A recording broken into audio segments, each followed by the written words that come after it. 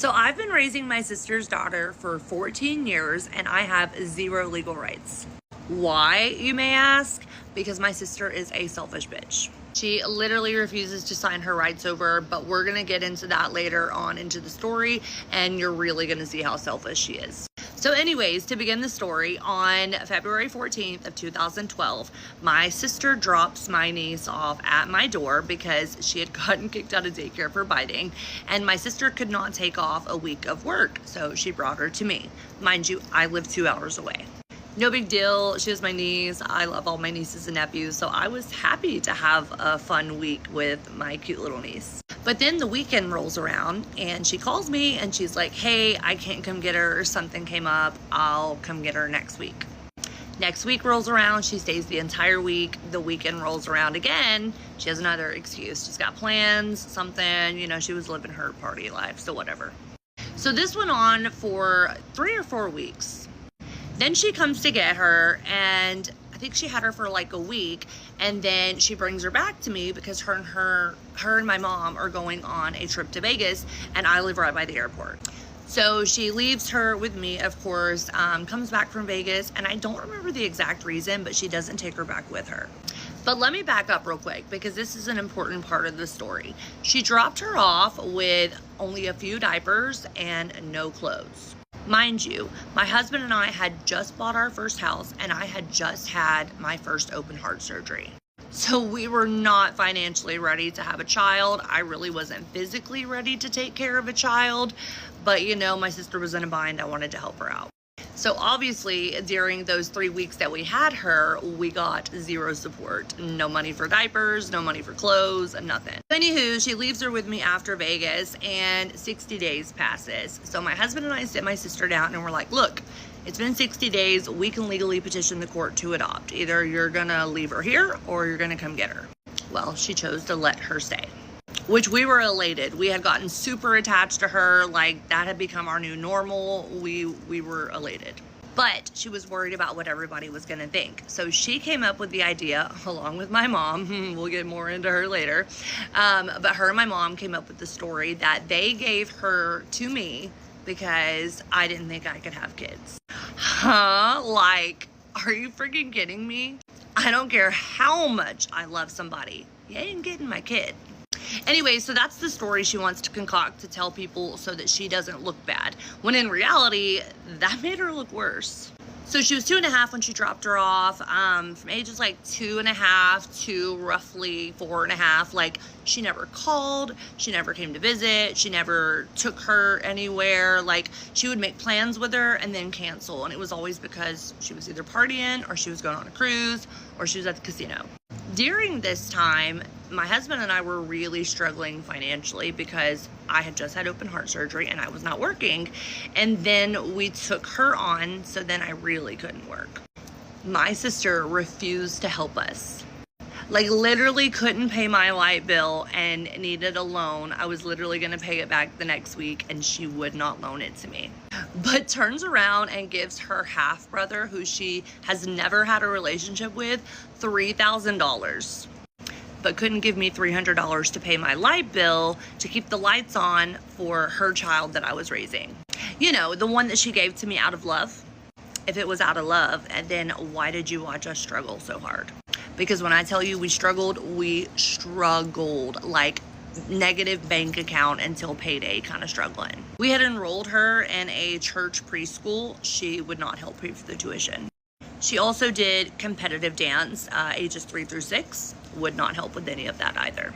Why? See, I told y'all we would get to all that because she's a selfish bitch.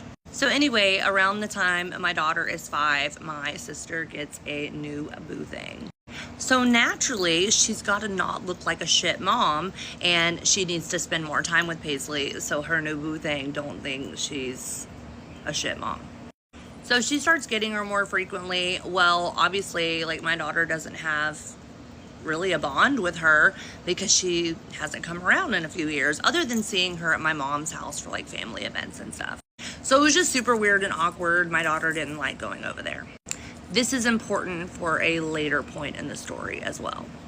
So she would get her all the time, and then as their relationship progressed and they got married, they would get her less and less because they were always on cruises and going to the casino. If you got all this money for cruises and casinos, like, why couldn't you help your sister and brother-in-law who were struggling to raise your child? And it was once said to me that if I can't raise her, I'm not helping you raise her. But wait, you gave her to me out of love. So after they get married around this time, she allegedly tells my mom she wants to take her back. But if you wanted her back, why did you never come visit or help out financially or do anything for that matter? But I digress. So my mom tells her, no, you can't take her back. Like, she's in a stable home. That would be devastating for Ashley. Which it would, because we had gotten really attached. It would have been really hard, but still, that's my sister's child. Like, I mean, I would understand, even though it would still be tough, obviously, but it had only been like 3.5 years. I know that seems like a long time, but I still would have I would have done right by my sister and given her back, even though my sister was being a piece of shit to me. So my sister listens to my mom like she always does. This is important for later points in the story as well. But my sister is very codependent on my mom and literally does everything she says. So she doesn't take her back. That's not my fault. So like I said, my sister had just gotten married. She was going on all these cruises and casino trips, blah, blah, blah. And then her husband was like pushing her to spend more time with Paisley and have her at the house more. That's important for later. So we move on to age 6 and forward. My daughter was doing all-star competitive cheer. She did have a super busy schedule. In our most recent family blow up, my mom defended my sister and said that I withheld visitation from her. The only time I ever did that was when she had cheer practice. My mom says, well, family is more important than cheer. And that if we had a court order, I would have to let her spend time with her. And my rebuttal was, if there was a court order, she would be ordered to take her to her activity. But on the other hand, if she really wanted to spend that much time with my daughter while she had cheer practice, her ass should have been sitting in that lobby clapping for her while she was practicing and then taking her out for ice cream after. But no, my sister wanted her on her time. She wanted her to fit into her life and her schedule. She did not want to fit into Paisley's life whatsoever. By this point, like I said, my daughter's around age 6. She had been competing since she was 3, and my sister had only come to 1 competition a year. And at this point, still not sending us any kind of support or helping pay for anything. So a few years go on and it's just very inconsistent. Like, a few months will go by and she wants to do all these things with her, and then a few months will go by and she won't even hear from her. She refused to come visit her at our house as well. Why? I don't know. Now, she never threatened to take her from us, but she always let us know that she had the power to. I constantly felt like I was walking on eggshells because I would get really frustrated with the way she would treat my daughter and the inconsistencies, but I couldn't really tell her off because I was like, well, if she gets mad, she can come take her. And at this point, we still didn't have the money to do an adoption, and she also wasn't willing to sign her rights over either. Again, this goes on for several years, still cheering all the way from age 7 to 11, and still only showing up to 1 competition a year, and still not helping with anything financially. But the next part of the story is where it starts to get really infuriating. But I'm out of time on this video, so like for part 2. Just posted my part 1 of how I've been raising my sister's daughter for the last 14 years with no legal rights. And I left out a few things that I feel are important to note as we progress through the story. First off, my sister has a son. He's 5 years older and his dad is in the picture. So she gets child support, she gets weekends off, she gets all of that. But with my daughter / niece, the biological father was never in the picture, so she never had any kind of help. So as soon as my niece could get in and out of the crib and get into things, she was done. She could not handle it. And she didn't have the freedom of sending her to another parent so that she could go out and party on the weekends. Around age 3, she started calling me mommy, totally on her own. I never encouraged it. My sister was livid. But I flat out told her, like, I'm not going to deny that child being able to call someone mommy every day just because you don't want to show up. Besides, she didn't deserve that title anyways. Also, my mom plays a huge role in all of this, and she still does to this day. Like I mentioned, my sister is very codependent on my mom. My mom is the one that convinced her to leave my niece with me and my husband. Because before she came to us, she was staying with my oldest sister. But my oldest sister was determined she was going to make my sister be a mom. So she kept making her like come do things, and my sister was just over it. So she took her back. She ended up going to my mom's house and then ultimately to my house. So poor thing was just bounced around. And that goes into the next thing I left out. She had severe abandonment issues when she was little. When I enrolled her in dance, I had to sit in the dance classroom because she was so scared that I was going to leave her, she would have meltdowns. Then when she started preschool at the church, every time they would switch rooms for different activities, she would ask the teacher, like, "You're not leaving me, right? You're going to come back for me, right?" It's really freaking sad. But that's just scratching the surface of the psychological crap my daughter has had to deal with. Also, we did have a power of attorney because my sister had to sign one so that we could enroll her into school. She dated that power of attorney for 18 years. So she had no intention of getting her back. It's also important to note for later on into the story leading up to current events, I always encouraged the relationship with my daughter and my sister. I would encourage her to do things with her. I would invite her to stay in hotels with us for cheer competitions because I was a cheer coach. So I needed the help with her when I was coaching and she needed to get ready for her team, and she refused. I was constantly making excuses for her when she would cancel plans on my daughter or when she would leave her hanging. But nobody wants to recognize that today. Also, she has still refused to sign her rights over at this point. So we could have petitioned the court to adopt, but it would have cost us a lot of money because she was not in agreement. Like, she wasn't going to make it easy on us. She was going to make us have to take her to court. But at this point, we knew she wasn't coming back to get her. So again, we just let it ride. My mom always tried to say that if we took her to court, we would lose. Like, honey, by this point, we've had her for 4 years and her mother has been MIA. So I don't think that's the case. And just wait, because further along in the story, there's going to be a situation that pops up and no judge in Texas would take her out of our home after that incident happened. And the last thing that's important to note is we were forced to have her on my sister's insurance. This was because my sister was still the legal guardian, so we could not put her on my husband's insurance because we didn't have a legal adoption. Her insurance sucked. We were constantly having to come out of pocket for all kinds of stuff, and she would not help us. So that's important to note for later in the story as well. Like I'm telling y'all, what's going on currently is crazy, but I gotta talk about all this other stuff to get there. So yeah, if you want to hear more, like this video, go back and look at the previous video. I will be posting part 2 tomorrow. Girl, you have no idea. My mom and my sister are so toxic. So now is actually a good time for me to address the relationship between my mom and my sister. So my sister is the victim. She's always played the victim. She is the victim. Like, that's her role. And my mom enables that role. She does this because she has guilt for things that happened to my sister in her childhood, and she feels guilty for the decisions my sister made regarding Paisley. So she fiercely takes her side.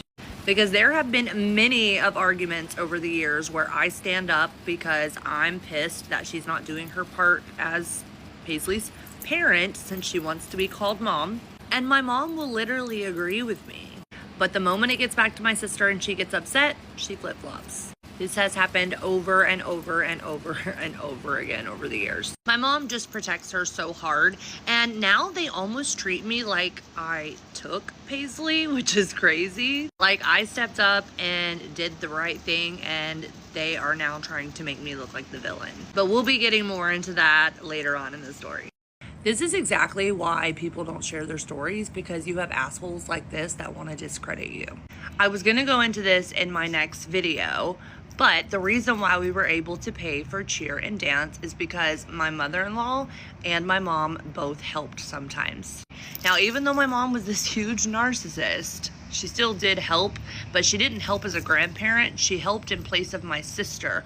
Mind you, my sister is a branch manager at a bank. She has money. She just didn't want to help us. Also, we have looked into some legal advice, and we were always told that we would have to do a full adoption, and that if we did guardianship, that was even harder to do than an actual adoption.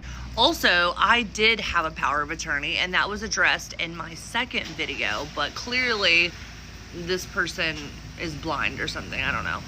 But yes, I had power of attorney. I was able to take care of her medical needs, and I was able to enroll her in school. And not only that, we spent every dime we had to make sure she had the best life and could do activities like the other kids. So you, my friend, can take your judginess somewhere else. So this is kind of part 2, but people were commenting a lot of questions and concerns. So I want to go over a few things that explain that and a few things I missed in the original first part of the story. First off, I want to say thank you all for the support. I had no idea that so many people were going through the same thing. Also, I'm not doing this for clout. I've just been silenced for years. I'm a victim of narcissistic abuse, and I'm tired of protecting them. My feelings and frustrations have been dismissed for years, so it's time to talk about it. Also, in regards to putting my child on the internet, she's almost 17, and she is totally okay with this. She wants people to know her story. And I'm coming out mostly because I swear they have amnesia, and they have a very warped sense of thinking. So I wanted to take this to the court of public opinion, because normal people, like most of you, agree that this whole situation is really messed up. A lot of you have said, why didn't you just do X, Y, and Z? I was very much manipulated by my mom, and she told me that if I, took my sister to court, that it would break the family. So me being the people pleaser that I was, I listened. Also, over the years, my mom did help, so I'm going to give credit where credit is due, but she didn't help as a grandparent. She helped on behalf of my sister when my sister should have been helping. I mean, she's a branch manager of a bank, for crying out loud. But again, that just shows how my mom enables my sister and protects her. And my mom was always in the middle of things. Like I said, she would agree with me on a lot of things, and then when my sister got upset, she would turn around and flip to her side. We couldn't file abandonment because it has to be 6 months in Texas, and she would never go a full 6 months without contacting her. And my mom had me believing that because she carried the insurance, that was her way of financially contributing. That was only because she wouldn't sign her rights over so she could be on our insurance. Adoption in the state of Texas is $6,000 to $7,000, and adoption and guardianship are basically the same process. She couldn't just make it easy on us and relinquish her rights, because that would have made the whole process so much easier. But we never had $6,000 to $7,000 to spare. Most of the time, we operated off of one income. I have a genetic heart condition. I've had 3 open heart surgeries. I've had like 8 or 9 other heart procedures. So we just didn't have money like that. And for those of you asking, how did we afford cheer and dance? I coached and taught dance to offset fees. And then my mom and mother-in-law did help, and we did a lot of fundraising. Every kid deserves to have an outlet, and we made sure that she had one that she loved. At this point, she's almost 17. We might as well just wait until she's 18, do an adult adoption, and then sue for back child support. My sister is so crazy that she even wanted to put my husband on the birth certificate, because on the birth certificate, there's not a father listed. That way, she could just go and say that was her husband, and he could put her on the insurance. So basically fraud, and she did not want me to be the mother at all. Someone asked about taxes. Yes, she did claim her. She would give us the $2,000 credit she would get every year. I mean, granted, we didn't get it till like April or May because she would file her taxes so late. But she did that because it was something about helping with the repayment of her student loans. I don't know. I also left out of the story that I had a child when Paisley was around 5. She is 11 years old now. She's autistic, and she is our little miracle baby. On the topic of her never showing up to things, she said she didn't come because she was worried about what other people were going to think of her. We live in a totally different community 2 hours away. Nobody knows who she is. But my mom actually defended that and was like, I remember going to your brother's baseball games and his stepmom being there, and I just felt weird. So I totally get it. It doesn't matter how you feel. It's about the child. Also, Paisley said anytime she went over there, she literally did nothing. My sister and her husband would just sit outside and drink the whole time, which my sister's an alcoholic, but she just won't admit it. She also would never get my daughter and her brother on the same weekends. She always got her when he was at his dad's. So they don't really have a relationship, which is really sad. Again, I'm going to give credit where credit is due. This is the only little bit of credit she gets. But for about 9 months, she gave us $200 a month. So that was, that was nice. But then she stopped. And the reason was because she wanted to be able to spend that money on Paisley. I'm sorry, sweetie, but that's not how child support works. So instead of helping, she would just take Paisley shopping randomly and be the Disneyland parent. Also, it was always my fault that she couldn't spend as much time with Paisley as she wanted to because of cheer.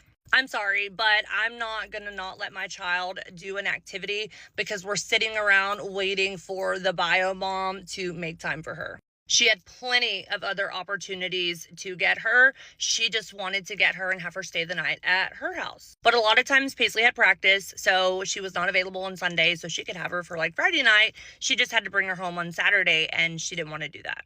I encouraged her to come to our side of town and take her to do things instead. She did that maybe once or twice. And all of these issues have caused so many fights over the years.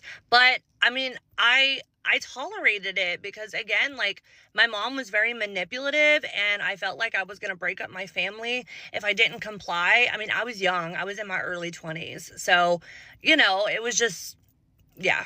But yeah, I needed to clear some of those things up before we moved into the next part of the story. So, like for part 3/4, but I'll be posting that one today, so I won't make you guys wait.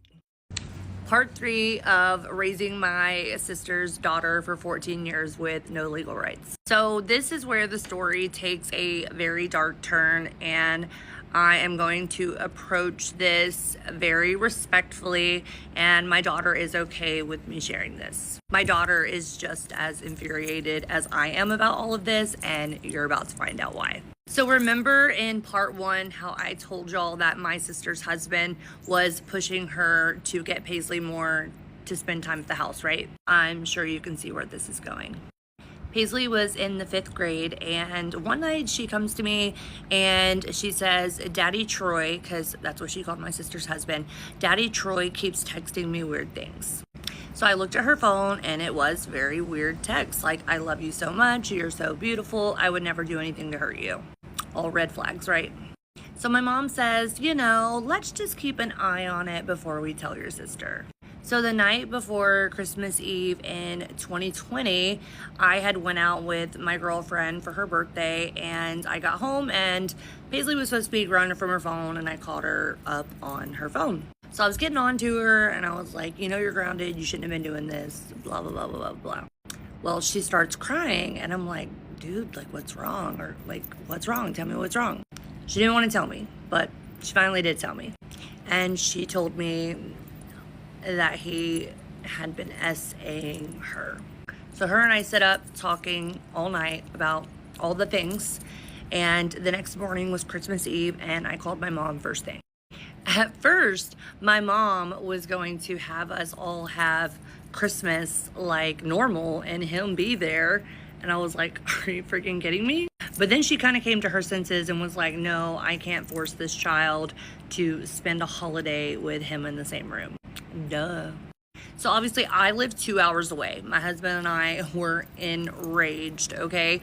But my oldest sister and my mom live like 10 minutes from my sister. So they drove over there and they basically cornered him and chewed him up and spit him out. And he admitted to everything. But he did try to call her a liar first. But he did ultimately end up admitting to everything. My sister did kick him out immediately. So that makes her look good, right? Well, here's a little twist for you. It happened in the bed next to her multiple times because she was drunk and passed out because they drank every single night. So when she should have been spending time with Paisley, she was too busy getting drunk. And he took advantage of that and did what he did. So obviously my first thought is, I'm going to report him. It was in the height of COVID and you had to go report in person, and I currently had COVID at the time. I had 2 more days in quarantine, and I told my mom and my sister I'm going to report him. They tell me, wait, don't report him because your sister needs to go refinance her car, and if he's in jail, she can't do that. Yeah, I just said that. And again, because I was a people pleaser and had been manipulated all these years by my mom, I was like, okay, good, no, I'll wait another day. Well, my sister gives him the heads up. So the day I get out of quarantine and I'm getting ready to go make the report, he unalives himself. Yeah, he took the coward's way out. I mean, ultimately, it was better for my daughter because, you know, she didn't have to deal with any of the fallout after that. But that was not the vindication she wanted, and I definitely didn't want either. We wanted to see him suffer. So when Paisley first came out, like, the family was very supportive. They would call and check on her, and, you know, it was fine. But the moment he did what he did, it was all about my sister. My mom told me, it was the day after, she was like, you need to get over here and be here for your sister. So I did, because, again, people pleaser. And I'm sitting there listening to her mourn him and talk about all the good things and all these things. And it was literally making me sick to my stomach. I was like, I can't sit here and listen to this anymore. My mom says, you don't understand how much your sister's life has changed, and you need to be understanding and you need to be there for her. No, I need to be there for my daughter. Like, she needs my full attention and support right now. My sister is a grown-ass woman. Deal with it. Anywho, they plan a funeral, right? Which who in their right mind would go to a funeral for a pedo, right? Well, that's because nobody knew, because they are all about their image and they kept everything very hush-hush. And they said they did this to protect Paisley, and I'm like, dude, she lives 2 hours away. She doesn't know anybody in this community. She doesn't care. They wanted her to go to the funeral, and I said, absolutely freaking not. They had the audacity to put her in the obituary. And I remember being so enraged by this. My family and I were in like an all-out war over this situation. And they kept telling me that I was being selfish and dramatic and making things about myself. And I was like, well, I do have a right to feel the way I feel because this happened to my child. She was supposed to protect my child when I couldn't. And this is what happened on her watch in the bed next to her. Like, I don't understand why nobody saw how bad this was. But my entire family kept making excuses for her like they always do. So I had posted some things on Facebook, and not like straight out putting it out there, but, you know, just making some little posts like we all do. And my sister was flipping out because she is so worried about her image. She doesn't want anybody in that town knowing. And obviously, because I'm from the town that she lives in, we have a lot of mutual friends. So people put 2 and 2 together and they figured it out. But she tried, like always, to play the victim. This was all about her and her feelings and how much her life had changed and her image and her this, that, and the other. Meanwhile, my husband and I are over here taking care of our daughter, who is struggling, right? For good reason. So we need to get her into therapy immediately, right? Well, on my sister's insurance, it was $100 a session. And you guessed it, she refused to help. Like, you're literally the one that's ultimately responsible for the reason why she needs therapy, and you won't help us pay for it. You're a piece of crap. So at that point, my husband and I were like, we're going to do whatever we got to do. We got to get the adoption thing done. We got to get custody somehow. Like, this is crazy. But at the same time, she knew that she would never be able to take her from us because of what happened, because it was really incriminating for her. I got to go get my other kid from school, so I'm going to stop the story right there, and I will post another part later tonight. I really don't understand what is so conflicting about this comment, because that $2,000 is what we were entitled to. We allowed her to claim Paisley on her taxes because it helped with the repayment of her student loans. That was us doing her a solid. And when we made that agreement, she agreed that she would give us the money that she got in return. because otherwise we would be claiming her and getting that money ourselves. So that was not her doing something out of the goodness of her heart or doing something to help Paisley. No, she was obligated to do that. So I really don't understand why you're so conflicted. So we're gonna pause the series for a moment to bring you some breaking news. My family is now stalking my TikToks. They all blocked me on Facebook, but now they're watching my TikToks. My mom literally sent my husband a screen recording of my TikTok like he doesn't already know. My husband supports this 100%. They're mad that I'm speaking up, and for good reason, because the truth makes them look like shit. If you didn't want to look like shit, you shouldn't have done shitty things. And anytime someone is trying to silence someone else, you know there's more to the story. And that's what they're doing. They're scrambling because they want me to be quiet. And guess what? I'm not. Keep watching and stay mad. Okay, so this is part 4 of how I raised my sister's daughter for 14 years with no legal rights. I think I left off talking about how my sister would not help pay for therapy because it was $100 a session on her insurance. So yeah, on that subject, my mom did help us some, and she claimed that that was enough, that my sister didn't need to help because she was helping. No, like, you need to hold her accountable, and she needs to be the one helping. But you know, there was no such thing as accountability when it came to my sister. My husband and I knew we had to do something. But after looking at our finances and all of our resources, there was no way we could afford an adoption. His mom couldn't help us, and obviously my mom was not going to help us. So we were just like, okay, we have her right where we want her. Like, if she does try to fight us on anything, we have this piece of evidence to use against her. And it's a pretty damning piece of evidence, so she really couldn't talk her way out of it.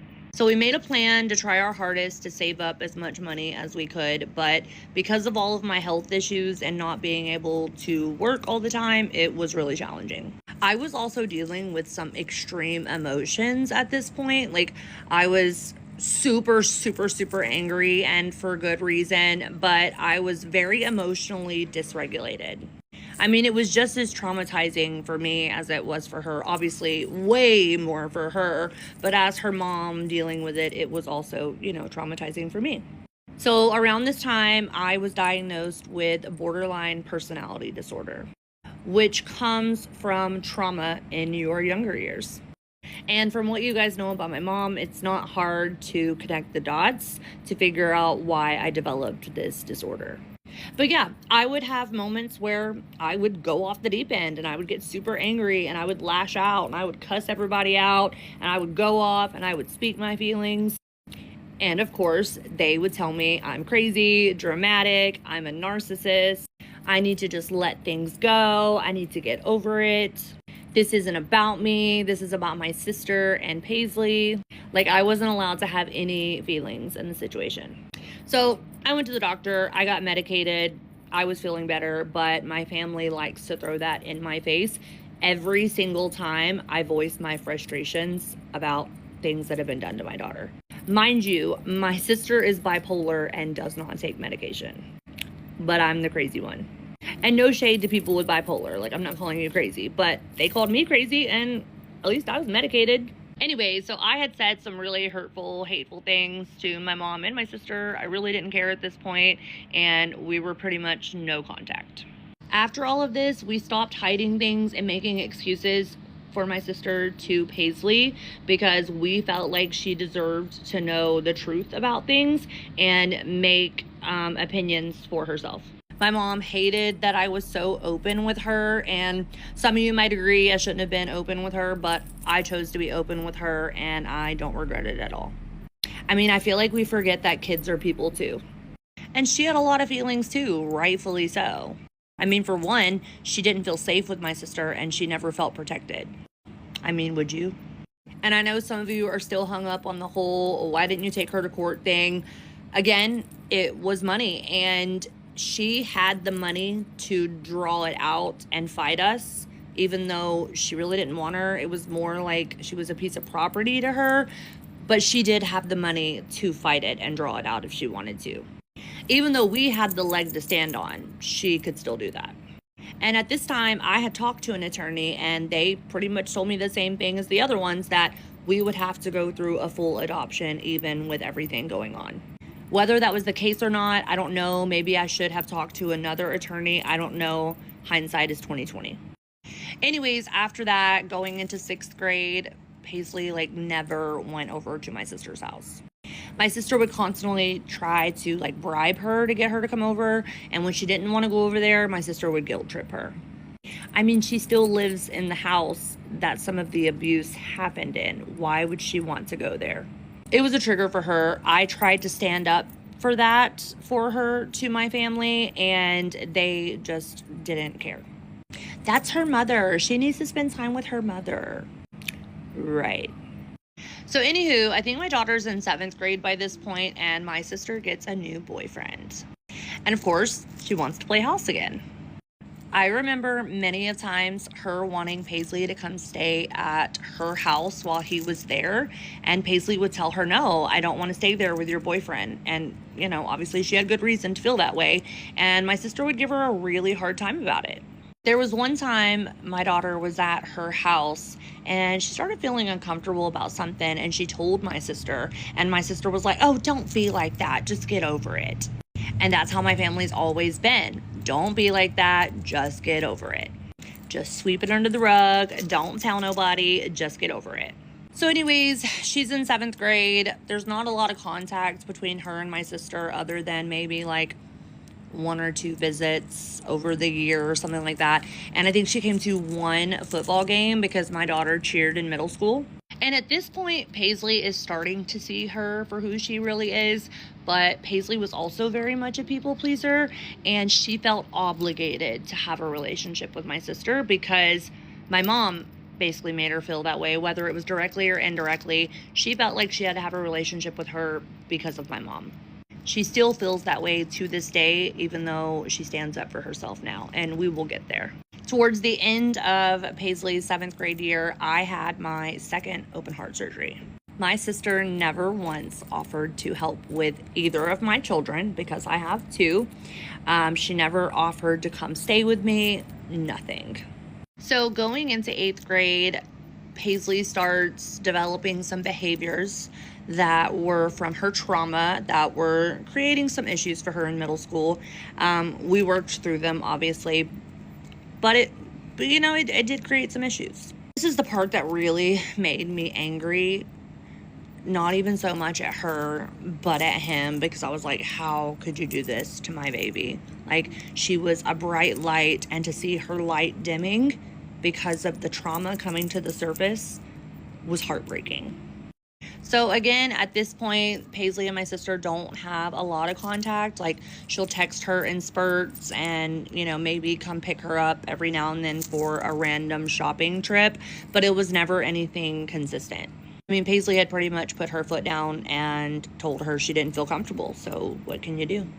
And of course, my sister played the victim with that too, oh, poor me, my daughter doesn't want to spend time with me, I'm so sad. Girl, give me a break. And we would continue to have the same argument every couple of months. I would confide in my mom would agree with me, talk about how wrong my sister was, and then as soon as the argument got bigger, she would jump to my sister's side. It was literally so mentally draining having this same fight over and over and over. So that was the extent of her middle school years. My sister, again, only came to 2 football games. She was still doing all-star competitive cheer at the time, only came to 1 competition a year. And of course, she always had to get a photo to post on Facebook, because if you didn't post it, were you really even there? But next is where we're going to get into her high school years, which she is now a sophomore. But over the summer of her freshman year is when stuff really starts to pop off. So we're going to get into that in the next video. So this is part 5 of how I raised my sister's daughter for 14 years with no legal rights. And we're gonna jump off track for a second because now my mom is threatening to sue me. She messaged my husband because I have her blocked. She said, I will call my attorney and I will sue you for slander and for using my granddaughter's name in your videos. Like, where was this energy when my daughter was abused and you told me not to report right away? But you want to sue me for speaking the truth. Got it. First of all, it's not slander if it's true. This is literally just a scare tactic by a narcissist trying to gain control. Like, I know it's eating her alive that she can't control the situation and that I'm speaking up about it. I mean, she's literally just further proving all of my points. Also, I never said her name in any of the videos. Nobody knows who my mom is. Like, she's a 65-year-old woman who never gets on TikTok. Like, be so for real. Also, there's no law against me saying my daughter's name, and I never would have said her name if she wasn't okay with it. But this was mine and my daughter's life. I have a right to tell our story. She just can't stand that the truth is making her and my sister look bad. So again, she's also protecting my sister. Like, woman, the more you do, the more I'm gonna expose you. And if it's slander, then why are you going to such extreme lengths to shut me up? So clearly, there's some truth to it. But good luck proving that. Like, why would I lie? This is an extreme story and it's really long. So yeah, she can miss me with all that. Her scare tactics are not gonna work on me. If anything, I can sue her and my sister. So if they want to turn this into a battle, we ride at dawn. I know I got my army behind me. Anywho, I will be doing part 6 now in just a little bit. So stay tuned. Y'all, I am so proud of my daughter right now. My daughter stands up for herself quite well now, and we're gonna get to that part of the story. But she sent a message to my sister this morning telling her that the Tik Toks were her idea and that she was okay being named in them, that she gave her full consent. She also said, you can't sue my mom because all of it is true. She basically also told her that you deserve what you get for all of the terrible things you did to me. She also told her something about, like, this is the karma you deserve. Like I said, she's not afraid to stand up for herself anymore. So boom, we got receipts. Okay, so this is part 8 of how I raised my sister's daughter for 14 years with no legal rights. Excuse me, my allergies are terrible. I just got my lashes done and everything is watering. Anywho, I wanted to take this part to go over a few things and fill in some gaps in the story. On the subject of adoption after the abuse, I've mentioned that we didn't have the money. And part of that was because I also have a daughter who is autistic, and we were paying $600 a month for her to do ABA therapy. Mind you, we really only operated on my husband's income. I did have side hustles along the way. Like, I made t-shirts, I sold purses, I did things here and there that I could do. Because like I said in an earlier video, I have a lot of health problems. I've had 3 open heart surgeries and 9 other heart procedures. I did coach during this time, but I was kind of like a hands-off coach because I coached teams for cheer. So I was more like the visual coach, like calling out corrections and stuff. Now, I did spot tumbling in my younger years, and I shouldn't have been doing that. I really appreciate all of you sharing your legal advice with me. Texas is a little bit more difficult to do things. And like I mentioned, every attorney I talked to said that I would have to do a full adoption and that guardianship was basically the same thing. And I was still under my mom's narcissistic control, and she had me believing that if I took my sister to court, I would lose and that they would take Paisley from me during the interim of the court proceedings. So I was really, really scared about that. I eventually come to my senses and learn to stop listening to my mom about certain things, which causes a lot of problems over the years because I always have something to say about everything, and she just wants me to be quiet. Now, on the subject of reporting the abuse, my daughter basically told me on Christmas Eve, because I had gotten home from going out with my girlfriend at like 2 a.m. She was still up. That's when she told me, so it was Christmas Eve. I didn't call the police that day because it was Christmas Eve and Christmas was the next day, and I didn't want to ruin her Christmas, and she still wanted, to have a good Christmas. The day after Christmas, I did call the police. They told me that I had to come down to the station and make a report in person. I tested positive for COVID the day after Christmas. So I was in quarantine for 2 weeks. The day I got out of quarantine and went to report, he himself. And I wanted to clear that up because there are people saying, like, you should have called the cops immediately. I mean, yeah, I get it. I handled the situation the best I thought I could. And it was Christmas. Like, I didn't want to ruin her Christmas. She's a kid. She deserved that. I also had my mom in my ear telling me what to do. And like I said, she very much had her grips in me. Now, over the years, things would get cordial because, my mom would convince me to let it go so it doesn't break the family. Like, just be cordial, get over it. Typical words from a narcissist. So I would try to play nice and co-parent with my sister. It's hard to co-parent with somebody who doesn't parent, but she would co-parent when she felt like it. And I did this for Paisley's sake because if she ever did want to have a relationship with her bio mom later down the road, I didn't want to be the reason that didn't happen, and I didn't want her to blame me later in life. And my mom has told me that too, because that's currently what's happening. They're blaming me for my daughter basically cutting my sister off. We're going to get to that later in the story too. All of you out there that have deadbeat baby daddies, I feel you, because I had a deadbeat baby mama. But anyways, we would be cordial, and then she would text me something stupid, and it would trigger me, and I would just go off and cuss her ass out and tell her all the ways I felt like she was a terrible person. But on another note, I never wanted this for Paisley. I never wanted this for my sister, and I never wanted this for me. I mean, don't most of us want to have a relationship with our brothers and sisters? Like, who knew that me raising my sister's daughter was going to destroy our relationship? Because before that, like, her and I were cool. Like, we would hang out, we would do things, we would go to the club together. Like, everything was cool. So anyways, 8th grade, my sister's basically ghost other than coming to a football game and a cheer competition. She would text Paisley sporadically, and then Paisley wouldn't hear from her for a while.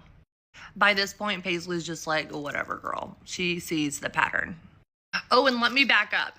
At her 13th birthday dinner, my sister made a big spectacle in front of all of Paisley's friends by giving her $500 in cash, which is great. I love that for her. But if you can do that, why couldn't you, like, give us child support or help with anything? She just did that shit for show, like she always does. She also did it on her 16th birthday. Which, by the way, when I had an argument with my mom recently, and I was like, she's only come to one cheer competition a year. And my mom was like, well, she comes to her birthdays too. Ooh, let's give her a gold star because she comes to 2 events a year. Like, are you kidding me? Anyways, in the midst of all this, we would still have family get-togethers at my mom's. My sister and I would just play fake nice. I know what y'all are thinking, like, why didn't you run away from your family? Again, like, I was manipulated. I didn't want to be the reason my family was destroyed. These are all things that my mom put in my head. There was one time at my mom's house where we're all sitting outside and Paisley tells her, she's like, I really wish you would come and see me in my town. Like, that would mean a lot to me. And my sister was giving her a hard time. Paisley starts crying. So she goes inside. My sister follows. So they sit on the couch and have a heart-to-heart. And Paisley tells her how she feels about the fact that she, like, never comes around. And my sister turned around and made it about her. And she said, I never went to my mom's house to visit my dad. I went to my dad's house to see my dad. Basically implying that she shouldn't have to come to our house to see Paisley. Paisley needs to come to her. I'm your freaking sister. Like, why can't you come to my house? And at one point in time when my sister and I were being friendly, I told her, I was like, if you don't build a relationship with Paisley, you're going to regret this one day when she's a teenager. And look, here we are. So anyways, Paisley was still exhibiting some people-pleasing behaviors, and my sister asked her to go on a cruise with her and her brother. She was all about it. She wanted to spend time with her brother. Because remember how I told y'all she never got them on the same weekend, so they really don't have a relationship? Paisley has always craved that relationship with her brother. So while they're on this cruise, Paisley was wearing some heels and it rubbed a blister. The next day, they were in Cozumel. She got in the water. Yeah. She ended up with an infection. The next day, like, she could hardly walk. She had a red streak up her leg. Like, it was bad. Paisley calls me, tells me about it, telling me it's hurting really, really bad. So I call my sister and I'm like, dude, you need to take her to the doctor on the ship, like right now. She says, well, I don't want to spend the money to take her to the doctor. We're going to be back at port tomorrow. They get back to port. She takes her to a minor care in Galveston, and they tell her if you had waited one more day, she would have been septic. Yeah, didn't want to pay the $100 to take her to the doctor. Mother of the year. So after this, things basically went back to the way they were. My sister would text Paisley sporadically. Paisley would hardly answer. Like, it was very minimal. My sister and I were constantly having fights because she would get drunk every night. She still does. And she would text me something stupid. So y'all already know me by now. I would go off and just let her have it. And of course, she would never respond back because she can't fight back. She doesn't have an argument. So we were not speaking at this point, and Thanksgiving rolls around in 2024. I'm scheduled to have my third open heart surgery the day after Thanksgiving. So my family all comes to my house for Thanksgiving, to make it easier on me because I had to be at the hospital super early. My sister and her boyfriend went to the Renaissance Festival instead and chose not to come be with the family. Chose not to be with her daughter. I have surgery, never calls and checks on me, never even calls and checks on Paisley to see how she's handling this. But anyways, I'm almost out of time. I gotta go do school pickup, but I will do another video when I get back. I just wanted to take a minute to tell all of you, thank you from the bottom of my heart. Thank you. Thank you for listening without judging. Thank you for being so supportive. There are so many of you going through the same thing, and I had no idea. This is way more common than I ever could have dreamed up. And it's sad. It's sad for everybody involved. But I really am so thankful for all of you and your supportive comments. It means so, so much. It's nice to be able to tell my story without being dismissed or interrupted or shut down. And that was my whole purpose for coming on here and telling my story. Thank you all for being a part of Paisley's Army. Part 7 of how I raised my sister's daughter for 14 years with no legal rights. I think I ended with talking about how I had just had my open heart surgery and she couldn't even text me or call me to check on me, nor did she check on Paisley to see how she was handling the fact that her mother had just had her third open heart surgery. And you know what's shitty is I told my mom this, I complained about it, and she was like, well, she texts me and checks on you, so she's still checking on you. No.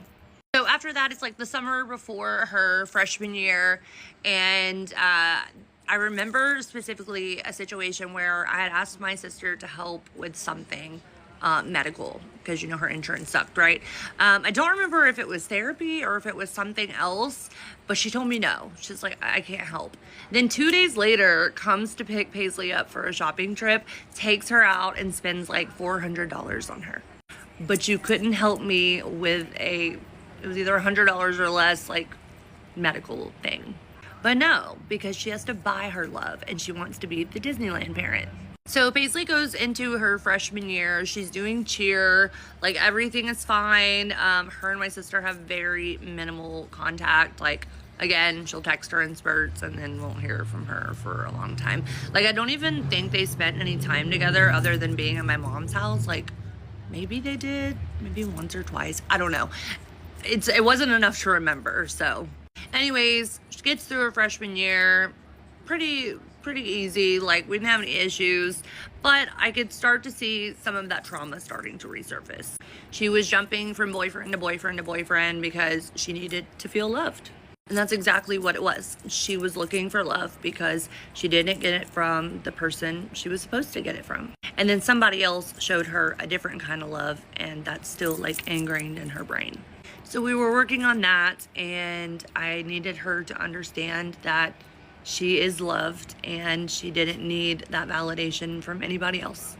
And that's something we're still working on. So at the end of her freshman year, she started dating this guy, and they had been friends for years. They went to the same middle school.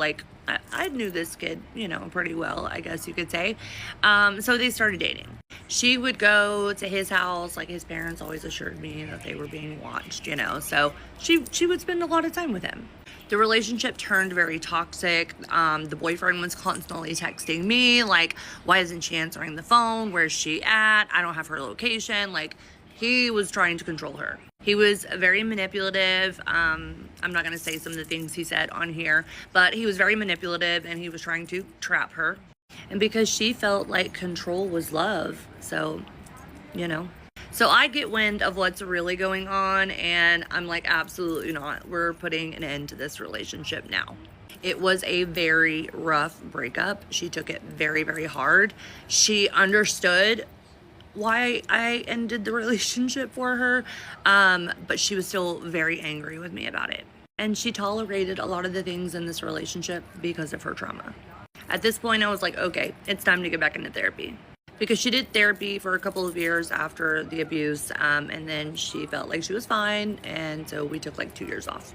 And of course, my family judged me really hard over that. They were like, she's too young to be dating. She shouldn't have been allowed over at his house. It was supervised. She was 15 years old. It was not that deep. I ended up sending her to my niece's house for the weekend, and my niece is like 22, 23, so she's closer to her age and she could relate more to what Paisley was going through, so she went on a little retreat. This is important for later in the story. Paisley and I are very, very close, so we had some long, deep talks about this relationship and why it was not okay. Of course, I tell her all the good things, like you deserve better, you're beautiful, you're amazing, because she is. But this basically opened Pandora's box. I'm trying not to make these videos so long, so comment below for the next part. Part 8 of how I raised my sister's daughter for 14 years with no legal rights. We left off with the toxic breakup, and I said that opened up Pandora's box. So here we go. The breakup brought up a lot of things for Paisley. And one night, she decided to text my sister. And she let her have it. She literally read her for filth. Told her how she hated that she never showed up for things, that she was never around, how she didn't protect her, how she didn't feel safe with her, how she thought she was selfish, how she thought she was an alcoholic, how she cared about the men in her life more than her, how she's never made her a priority, how she's always just done the bare minimum. And she pretty much tells her, like, you are not my mom. I want nothing to do with you. So I didn't even know she had sent this message. I had talked to my mom on the phone the next day and my mom brought it up. And obviously my mom wasn't very happy about it. But I was supportive. I was like, you know what? That's how she feels. She has a right to say those things. Now, she did use quite a bit of profanity in the message. So my mom gave her a really hard time about that. And, you know, I did tell her, I was like, you know, we can say things without having to sprinkle all that in. But pop off, queen. But that big FU message was long overdue. In that message, she revealed what really happened to her. And yeah, she pretty much blamed my sister for it and told her it was all her fault. Told her that her drinking is a trigger for her. So she had a lot of anger, and rightfully so. So obviously my mom gave me a hard time about Paisley sending this message and was like, you need to talk to her and, you know, tell her that that's not okay and whatever. And I stood up to my mom and I was like, no, I'm not going to do that. Like, she has a right to feel the way she feels. So of course that started a fight with me and my mom. No surprise there. And in the fight, like, I was defending Paisley. I was like, yeah, she did do the bare minimum. She wasn't there. She literally gave up her kid. And she says she wanted her kid back, but she didn't take her back because of you. Excuse me? It sure as hell didn't feel like it. Getting zero help from her, yeah, I can tell she did that for me. Did she do that to punish me, or did she do it out of love? Like, which one was it? I'm not saying Paisley's a punishment. She's the best thing that ever happened to me. She made me a mom. I just mean the financial end of things and the psychological and heartache. So anyways, a few weeks go by of no contact, and, you know, my sister is, you know, she's begging Paisley to forgive her, and Paisley's just not responding. And so my mom and my niece decide, you know, like, what if we do a sit down between them? And I was like, Paisley, if you want to do it, cool. Like, this is your decision. It was going to be my mom, my sister, Paisley, and my niece. And I was okay with that because my niece always stays very neutral and she's always team Paisley. So during this little sit down, my sister takes some accountability and she apologizes for things. And Paisley tells her, like, I don't want a relationship with you unless you sign your rights over. And I don't want you drinking. And my sister was like, well, I'll try my best to stop drinking. And I won't do it around you. And Paisley's like, no, I don't want you to drink at all. But anyways, so yeah, she wants her to sign her rights over and to stop drinking. So some time goes by and still nothing about signing her rights over, even though she said she would. And her and Paisley are like very minimally talking. Like Paisley wants nothing to do with her. So one night she calls my husband. It was because she's drunk, and I guess she likes talking to my husband for like life advice, because my husband is a very quiet guy and he just like listens and he's like, But anyway, so I'm sitting there and I hear her like talking about how like we should just put him on the birth certificate. That way Paisley can go on our insurance and she can still be the mom. She didn't know I was sitting there, so I spoke up and I was like, what? No, that's not okay. And why can't I be the mom? Like, I'm the one that's been on the front lines of the battlefield here and I've done all the work, but you still want to be the mom? Like, honey, that ship has sailed. You know what she says about signing her rights over? She said she didn't want to sign her rights over because she didn't want Paisley to feel like she was giving her up. Yes, I just said that. But we're almost at 5 minutes, so comment for the next part.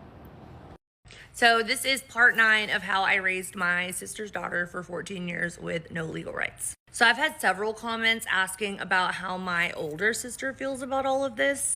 She is on my sister's side because they are literally best friends. Also, my oldest sister has always resented me and been very jealous of the fact that I got to raise Paisley, because if you remember, and I think it was like the second video, she had her first and then she went back to my sister and then to my mom's, and then ultimately I got her. She says she tries to stay neutral, but yeah, no. So anyway, Paisley goes into her sophomore year. She's a cheerleader. The previous year they had won state on the competition team. Like, I thought she was doing really well. I mean, she had even made varsity. It was really fun getting to go to the varsity football games.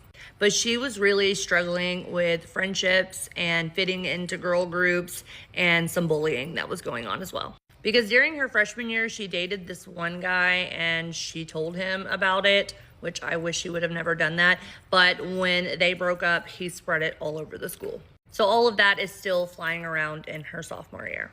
I noticed a big change in her. She would come home. She was always very irritable. She would lash out, like very emotionally dysregulated. She didn't want to go to school. She was begging to homeschool. I was like, no, girl, like you got to stick this out. This is character building. Besides, she was in cheer. She loved cheer. Well, there was this girl that she was friends with, and they were basically frenemies. They were on and off all the time. But this girl starts stirring up some really vulgar rumors about Paisley and starts bringing up some past rumors as well. She was literally making Paisley's life miserable. We had been to the principal before, but all it did was make it worse. So again, Paisley's begging to homeschool. She was like, I just can't do this anymore. Like, I just can't. And I had seen a huge decline in her mental health. And the fact that she was willing to give up cheer, I knew it had to be bad. So ultimately, I ended up letting her homeschool. So that was in October, and I think like at the end of that month, my sister called Paisley. And of course, she was drunk.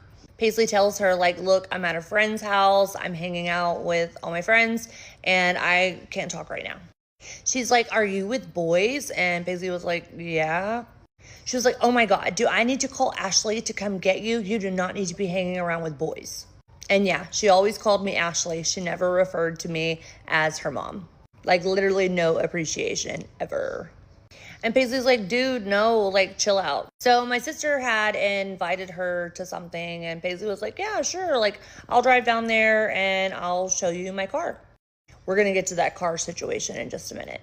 So then she says, I don't understand why you just can't come stay with me. And Paisley's like, I don't want to stay with your boyfriend. Like I've told you that every single time you've wanted me to stay somewhere that one of your boyfriends was at. She says, well, I give you all of this money. Like you should just get over it and come stay with me. She had literally given her $100 for homecoming. And that was the first amount of money we had seen in years. Mind you, all of her homecoming stuff cost over $600. So her $100 was a drop in the bucket.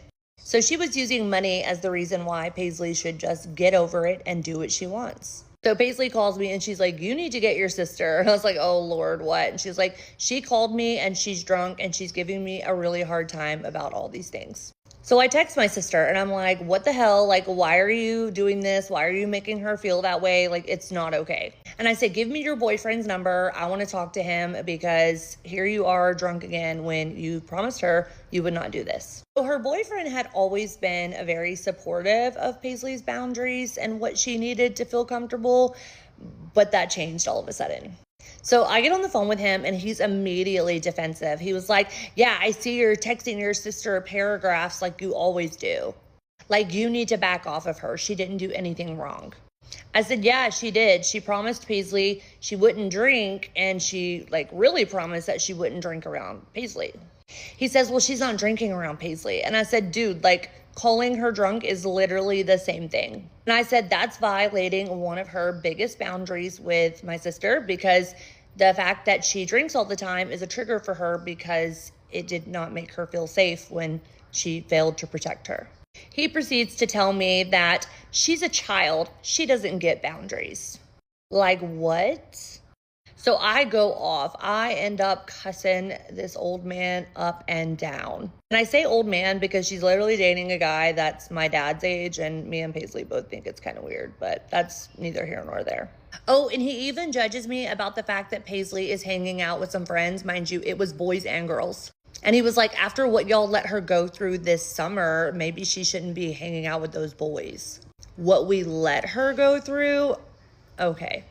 Anyways, he was basically judging my parenting for letting her hang out with friends. Then he tells me that all Paisley wants out of my sister is for her to show up and pay. I was like, you do realize that's all any teenager wants, is for their parents to show up and give them money. Because my sister had come to 2 football games within that month time span, and that was the most she's ever done. But I guess it was such an inconvenience because all Paisley wants her to do is show up and pay. So like I said, I just go off and I cuss this guy up and down. And I was like, you don't even know the situation. You've only been around for a year. You don't know all the things she's done. You only know her side of the story. Why don't you try listening to the victim's side of the story? But anyways, that's 6 minutes. I went over my little 5-minute limit, so I will make another part right after this one. This is part 10 of how I raised my sister's daughter with no legal rights. I'm going to back up just a little bit and explain why my sister was even calling Paisley. After their little sit-down talk, Paisley was trying to give her a chance because she felt obligated to do so because my mom kind of made her feel that way. I never encouraged or discouraged the relationship because I wanted that to be up to Paisley. Just because later on down the road, I didn't want her to ever blame me for the reason why they couldn't have a relationship. And that's how it's been the last couple of years. And now my mom is blaming me for that exact thing. But we're going to get to that. At this time, my sister is trying to do the absolute most to be in Paisley's life. And Paisley and I are both just like, okay, so now she wants to be around 14 years later. So Paisley flat out told her then show up to stuff. And that's why she came to those 2 football games. And then after that, obviously, she calls Paisley drunk and ruins everything. Like, Paisley is very upset that she broke her promise. I mean, this kid has been waiting for her mom to take accountability for years. She finally takes some accountability and makes some promises and then breaks them. To this day, she has not taken any accountability, nor has she apologized to Paisley for doing that. And my mom tells Paisley, just let it go for the sake of your relationship. Maybe you should just text her and just see if y'all can hang out. And I spoke up and I was like, no, screw that. She's the child. My sister is the adult. She needs to take accountability and apologize to that child. And of course, my mom tells me I need to stay out of it and this isn't about me. No, it's not about me, but it is about my daughter, and I'm always going to stand up for her. So this was back in October, and like I said, she still has not received any kind of apology. Also, my sister was constantly posting on Facebook about going to things for her grandkids, which is her boyfriend's grandkids, but she would go to football games and take them to carnivals and all kinds of stuff. And Paisley's like, dude, why couldn't she do that with me? And whether or not Paisley wanted her in her life, like, that still stings a little. So anyways, let's get to the car situation. The one thing my sister always told Paisley that she would help with when the time came was her car. So my best friend's mom is selling this little 2-door Saturn Sky, like super, super cheap. Like, it needed some work, but it was too good of a deal to pass up. So I called my sister and I was like, hey, we found this car. It's only $1,500. Like, do you want to split it? And she's just kind of like, I mean, I guess, whatever. And I was like, look, I don't have the money to front right now. Can you front the money and just take it out of my tax money that you give me? So she says, okay, like, whatever, that's fine. Then she makes a big deal about how she fronted the money but didn't get to be a part of it. I literally sent her videos and stuff just to be nice. Sorry, y'all, my eyes are literally so sensitive to the sun, so they're watering really bad. Anyways, so the car winds up being a money pit. So when my husband gets his bonus, I think it was like February, we ended up buying her a little convertible Ford Mustang. It was $2,000.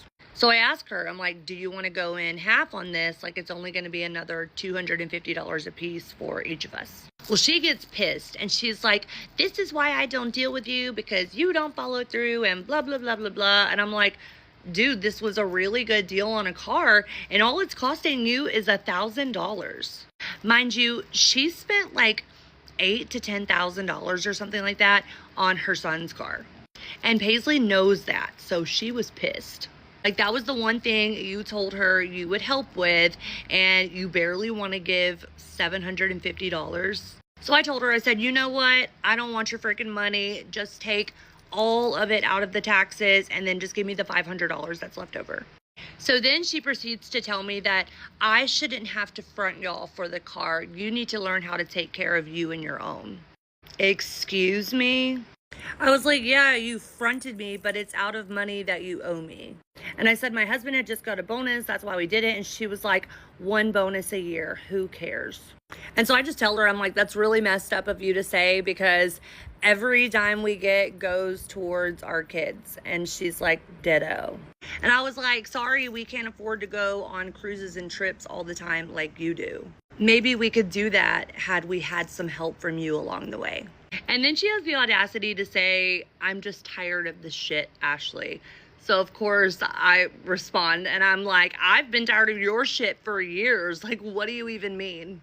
And I told her it was really shitty for her to make comments about our financial situation, because she knows the health problems I have and the way I can't just work a normal job. And then I throw in there, I'm like, it's really shitty all the times I've been in the hospital and you couldn't even check on me or Paisley. Then she says, let's bring up shitty hospital situations. You didn't tell me when Paisley was in the hospital a few weeks ago with her allergic reaction. Because it was an allergic reaction and we don't communicate. Like, why the hell would I tell you that? Then she says, you have no problem using my health insurance, but couldn't even tell me. Girl, we use your health insurance because you won't sign your rights over. So again, I just go all the way off like I always do. And of course, she doesn't respond. Okay, we're almost at 6 minutes, so comment for the next part. This is part 11 of how I raised my sister's daughter for 14 years with no legal rights. So like I said, I went all the way off, told her how I've felt for years, and the fact that she's never showed us any kind of appreciation. We've never gotten a thank you, anything. I'm not joking. She's never thanked us for anything. She's barely even respected us as Paisley's parents. Let me take that back. She respects my husband for being her father, but she does not respect me for being her mother. So in February, she texts me and says, is Paisley available on March 8th? Because I want to take me and her cruise. I just laughed. I'm like, she's not going to want to do that. And I was right. When I asked Paisley, she was like, no, why would I go on a cruise with just her? Like, we have nothing in common. We don't have a bond. Like, no. But anyways, I don't respond, because she never responds to me. So I was giving her a taste of her own medicine. So the next day she texts me and she says, I don't like when you don't respond to me about my daughter. What? I was flabbergasted. So I said, I don't like when you make fun of my financial situation. And then I just got super triggered and I went off and I was like, man, it must be nice to be the Disneyland parent and just swoop in and offer cruises and trips. Like, it must be nice to have that kind of money to do those kinds of things. When I've never been able to do those kinds of things for my kids because I've struggled my entire parenthood.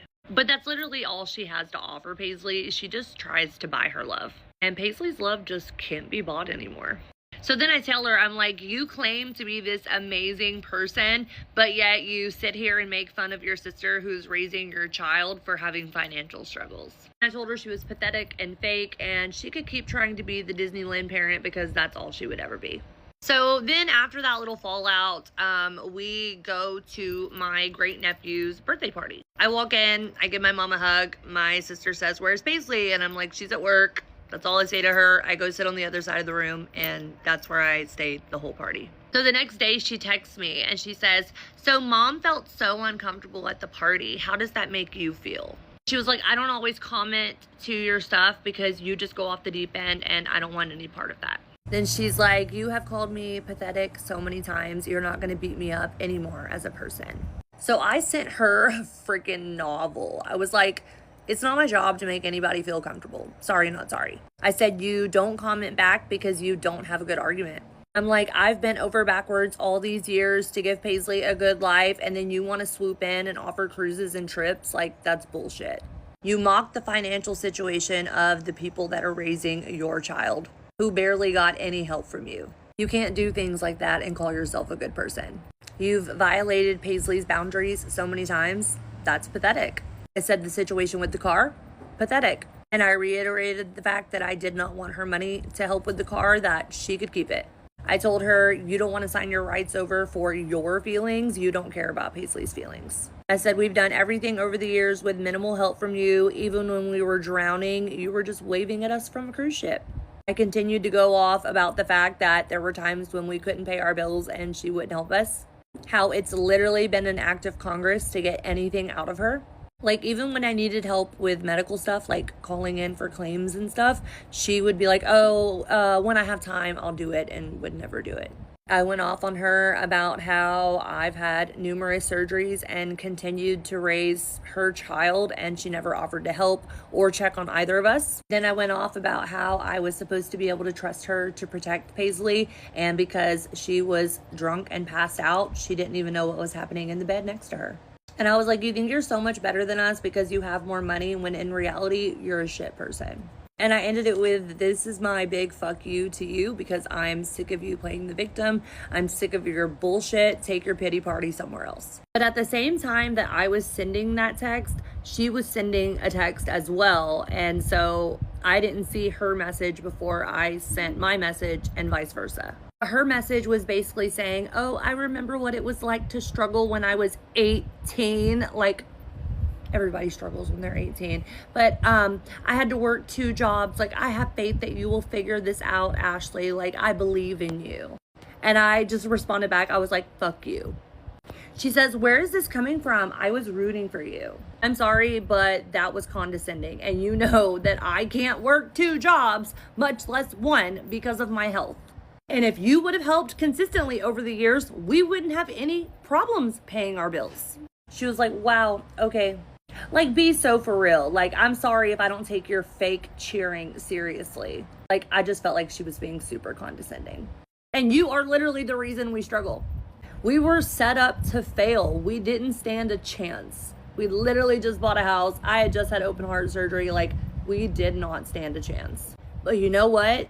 We made it work for that child. The next part is where we get a little spicy, so comment for the next part. This is part 12 of how I raised my sister's daughter for 14 years with no legal rights. Everything in the last video, that all took place in February. So now we're in present day, and this is about 2-3 weeks ago. Paisley sends my sister another message and tells her, like, please stop texting me. I don't want any contact with you anymore. Like, I don't want to get hurt anymore. I need to protect myself. Like, just please stop texting me. Well, Paisley tells me that my mom sends her a message basically giving her a hard time about texting that to my sister.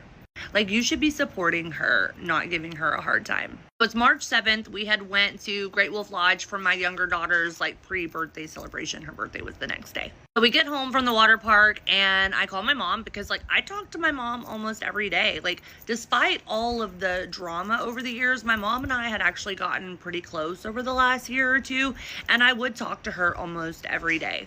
I mean, we would still have our fights in between, but you know, it's hard to break that like that hold that she had on me because I mean, she's my mom. I do love her, but yeah, it was just, yeah. So anyways, I'm just telling her about how the day went, and then I was like, okay, on another note, like, Paisley is very upset. And she's like, why is Paisley upset? And I said, because of what you texted her. And we were on FaceTime, and she wants Paisley to come into the frame. And basically, she's like, Paisley, I can't believe you sent her that text message. You came to me a few months ago and told me what you needed out of her for you to have a relationship with her. And I told her all of those things. Well, all of those things my sister violated. Anywho, she goes on to tell Paisley, don't ask me for my help anymore. Like, why would you say that to your granddaughter? Because you're mad that she cut off communication with her biological egg donor who has done her wrong her entire life. So I get a little rowdy about that. I'm like, don't do that to her. So then my mom proceeds to say, this is your fault. Excuse me? Like, how is this my fault? Because you've said all this stuff in front of Paisley over the years. She did not need to know any of this stuff. She started picking up on this stuff when she was 12 years old. When she got to like later in her middle school years, yeah, I stopped hiding stuff from her because she deserved to know the truth, and she was old enough to see the truth. But if blaming me helps you protect your precious daughter, go ahead, I'll take it. But obviously that comment triggers me and I freaking lose it. So I just start going off about all the ways she's been a shit parent over the years. And I even said something to the effect of, she's a piece of crap. And my mom yells at me and she was like, she is not a piece of crap. That's my daughter you're talking about. Last time I checked, I was your daughter too. And that was your granddaughter. Then as the conversation goes on, I'm like, I hate her. Like, I really hate her. And she screams at me and she's like, well, she hates you too. Like, what kind of mother tells their daughter that their other daughter hates them? Then she proceeds to tell me that I'm just jealous of my sister. Right. I'm jealous of an alcoholic who has abandoned her child and really never helped her financially. Yeah, I'm so jealous. I mean, I'm the one that has the relationship with her, so really she should be jealous of me. Anyways, my mom continues to like go off and take my sister's side like she always does. At this point, I'm doing it to myself because I should have known better. But she tells Paisley, your mom is devastated that you cut her off. She's devastated? How the hell do you think Paisley has felt over the years? Why are we always so concerned with her feelings and not concerned enough with the child's feelings? Like, I know y'all are starting to see how she clearly favors her and makes excuses for her. And you know, as much as I was pissed, it did hurt a little bit. Because like I said, my mom and I were in a decent place. Like, we had gotten to where, like, we really didn't talk much about these issues because we knew the conversation was never going to end well. But there were times that came up that, you know, we had to talk about things. So I just felt very betrayed. And again, I don't know why, because it's not the first time she's done it to me. So, I mean, I guess I asked for it. So then the next day is my younger daughter's birthday, and my mom does call her. I just hand her the phone. Like, I'm not going to deny my younger daughter being told happy birthday by her grandma. So I just handed her the phone and I stayed out of it. The next day is where stuff starts to pop off on social media. So like for the next part. This is part 13 of how I raised my sister's daughter for 14 years with no legal rights. Before I get to the social media part, let me tell you about how I was texting my mom the next day. Like, I still had a lot to say, and she was going to hear it whether she wanted to or not. So anyways, I'm texting her. I'm telling her, I'm like, this is your fault. You started this. You started the argument. Like, this is all on you. She said, stop with your narcissistic texts. If you really cared about your family and wanted to fix this, you would stop trying to be a right finder. Sorry, y'all, my fan keeps blowing my hair. But yeah, I need to stop being a right finder. I would never tell my daughters to stop standing up for what's right. Also, my mom did call Paisley like the day after, and Paisley didn't answer, and it's been like 2 weeks now, and Paisley has not heard from my mom at all. And like I said, Paisley's good at standing up for herself now, so she was still sending my sister, you know, some little text jabs here and there.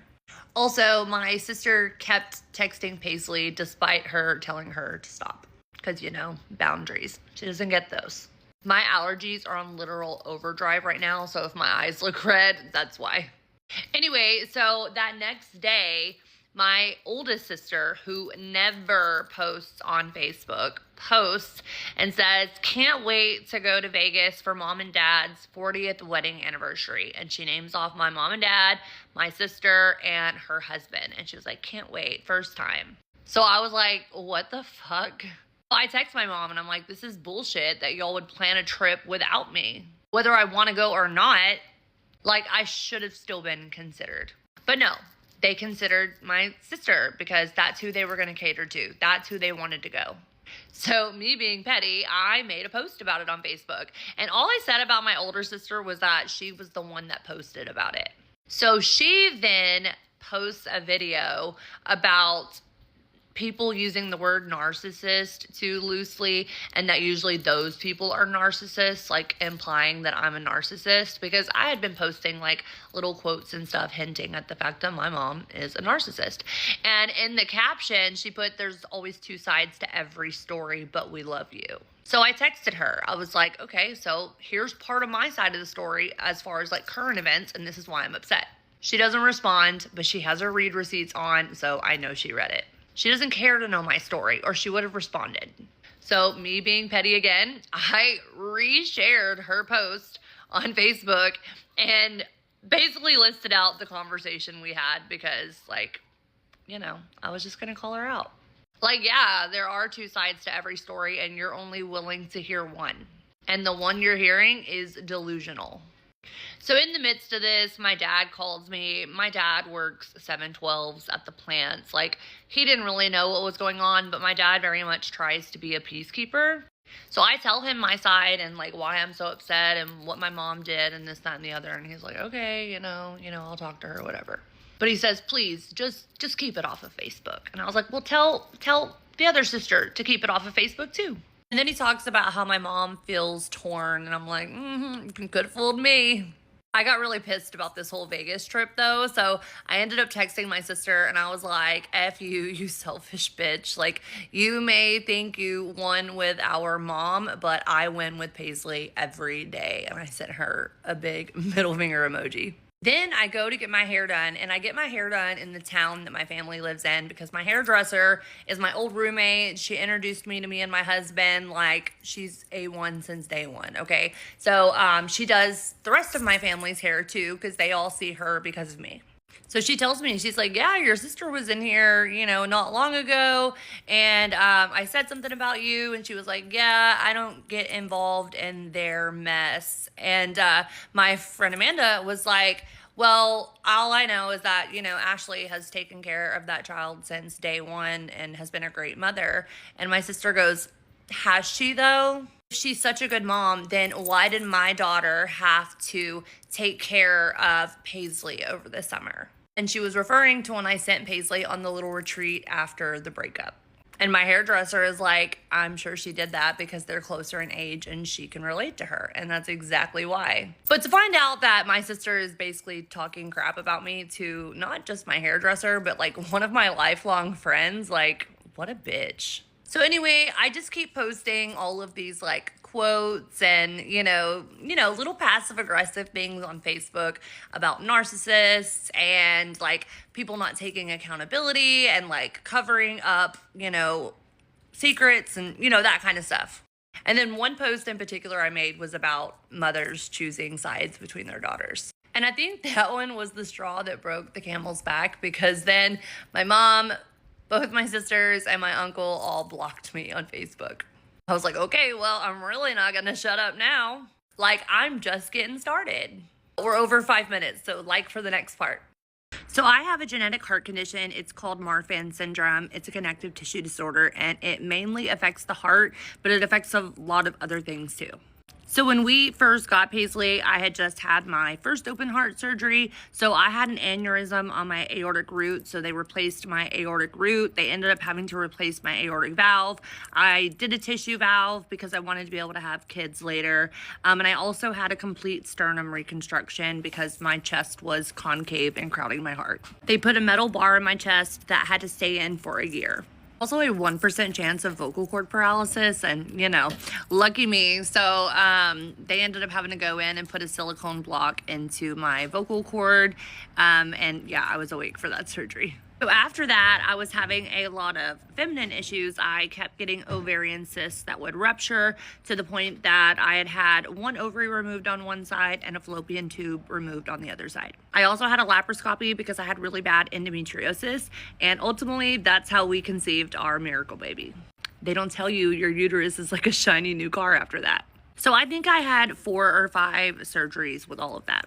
Also, I had an appendectomy during this time.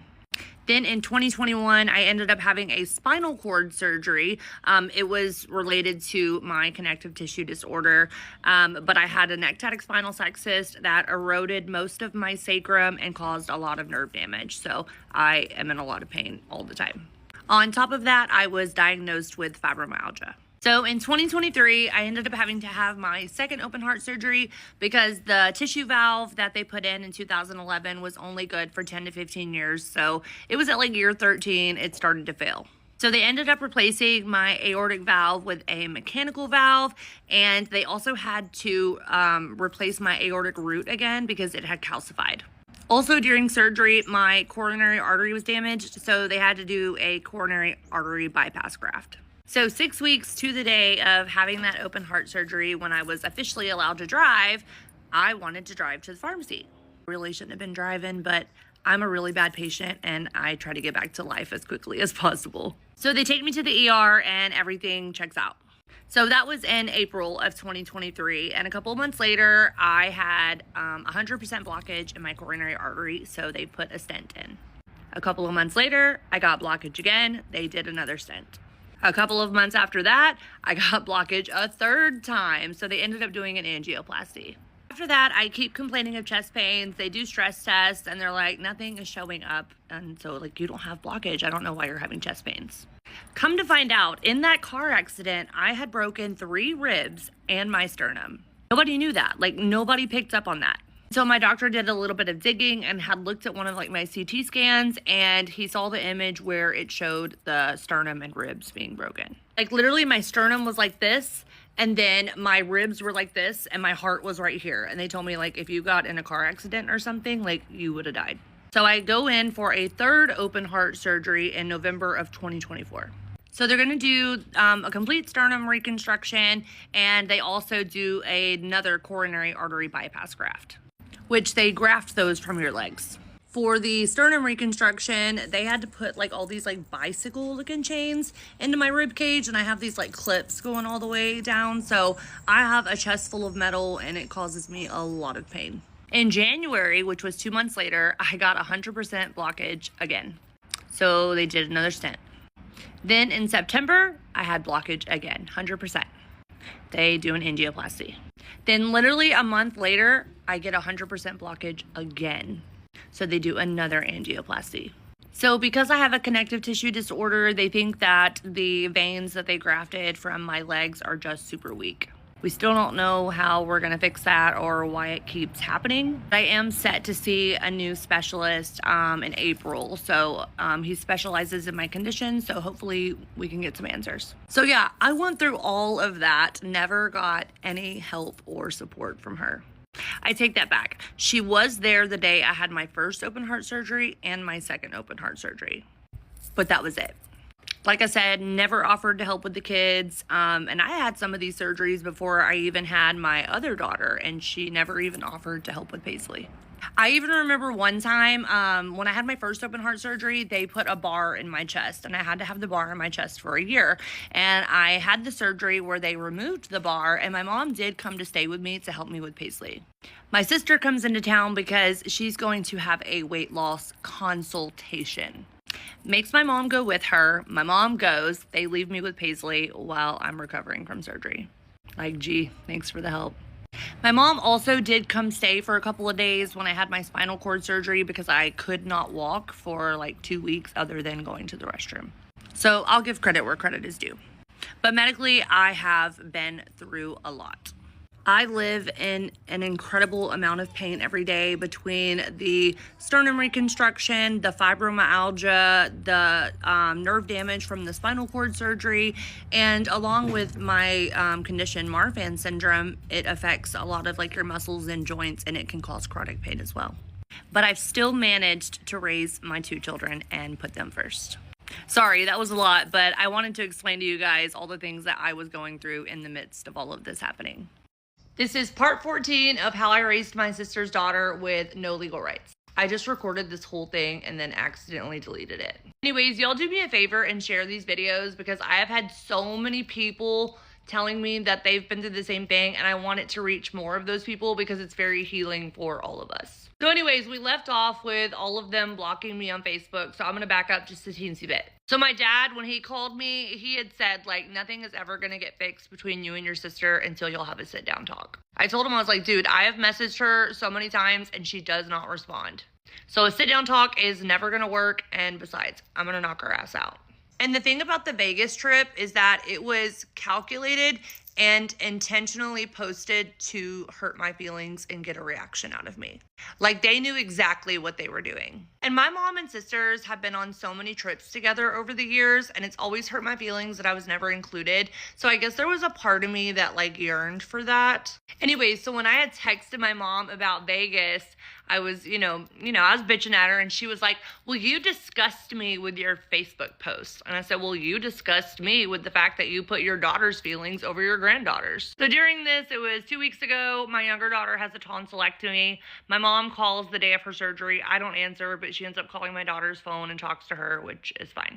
But my sister keeps texting my younger daughter's phone. Like, that's weird. You have an issue with me, but you're going to text my kid. You barely even text the other kid. But I end up sending my mom one final message, kind of explaining my feelings one more time. I don't know why I did. And explaining how this was her fault and she needed to fix this, and that I needed peace in the situation and I was never going to get that. So I was blocking her. And that if she wanted to contact me, she could figure it out. So then she texts my husband and basically made the whole message about how devastated my sister is that Paisley cut her off. Like, cry me a river, you did this to yourself. So then she says, I've crossed a line that I can't come back from. All because of the stuff I posted on Facebook. But, it doesn't matter about all the lines they crossed. So that's when I was like, game on, let's put it out there on Facebook and let's take it to TikTok. Meanwhile, my sister is still texting Paisley, even though Paisley told her not to. And she texts her like a baby picture of her. And Paisley responded and said, cool, I don't care. Then she texts her another picture. And Paisley was like, look, I told you to stop texting me. I don't care. Like, go Paisley. My sister created this distance. Like, she needs to sit on this. Like, she cannot expect Paisley to want to be her best friend and text her all the time when it's never been consistent. So yeah, this distance she created, she needs to sit with that. So a few days ago, my sister makes a post on Facebook. Well, she reshares a post that she had posted a few years ago. And the post said something to the effect of, I can't help but have such a kind and loving heart. I want to help out the single mom that has 2 kids and can't pay her bills, or the old people that just need some food to eat. Huh? But anyways, she reposts that post, and in her caption, she says, I have such a loving and giving heart. What the fuck do you mean? Where was this loving and giving heart the last 14 years? Get the fuck out of here. You're fake as fuck. So I screenshot her post and I make a big post about all the ways she has screwed us over financially over the years and left us high and dry. And the thing is, it's Facebook. So all of our family is on there. Like, we have a bunch of mutual friends that we grew up with, like everybody on there. So then she texts my husband. But let me back up for a minute and be totally transparent. And my husband is okay with me saying this, but I think it's like 2.5 years ago, my husband went to rehab for drinking. He was never a belligerent or abusive drunk. He was just sloppy, a lush. He had a lot of childhood trauma that he needed to work through, which, you know, caused his drinking. But, you know, even through all of that, he was still very much our rock. He's always been an amazing father. So my sister's text reads, "Grow some balls and stand up to her. Hell, I would drink too if I had to live with her. You bring in all the money and have all the stress, but you are shamed. Hell no, at least you are legal and she is not. She has drugs in your home and you are just providing. Don't feel bad, Jason." So she was encouraging my husband, who is a recovering alcoholic, to drink. You know, the man that's raising her child. Meanwhile, she's actually an alcoholic that won't get help.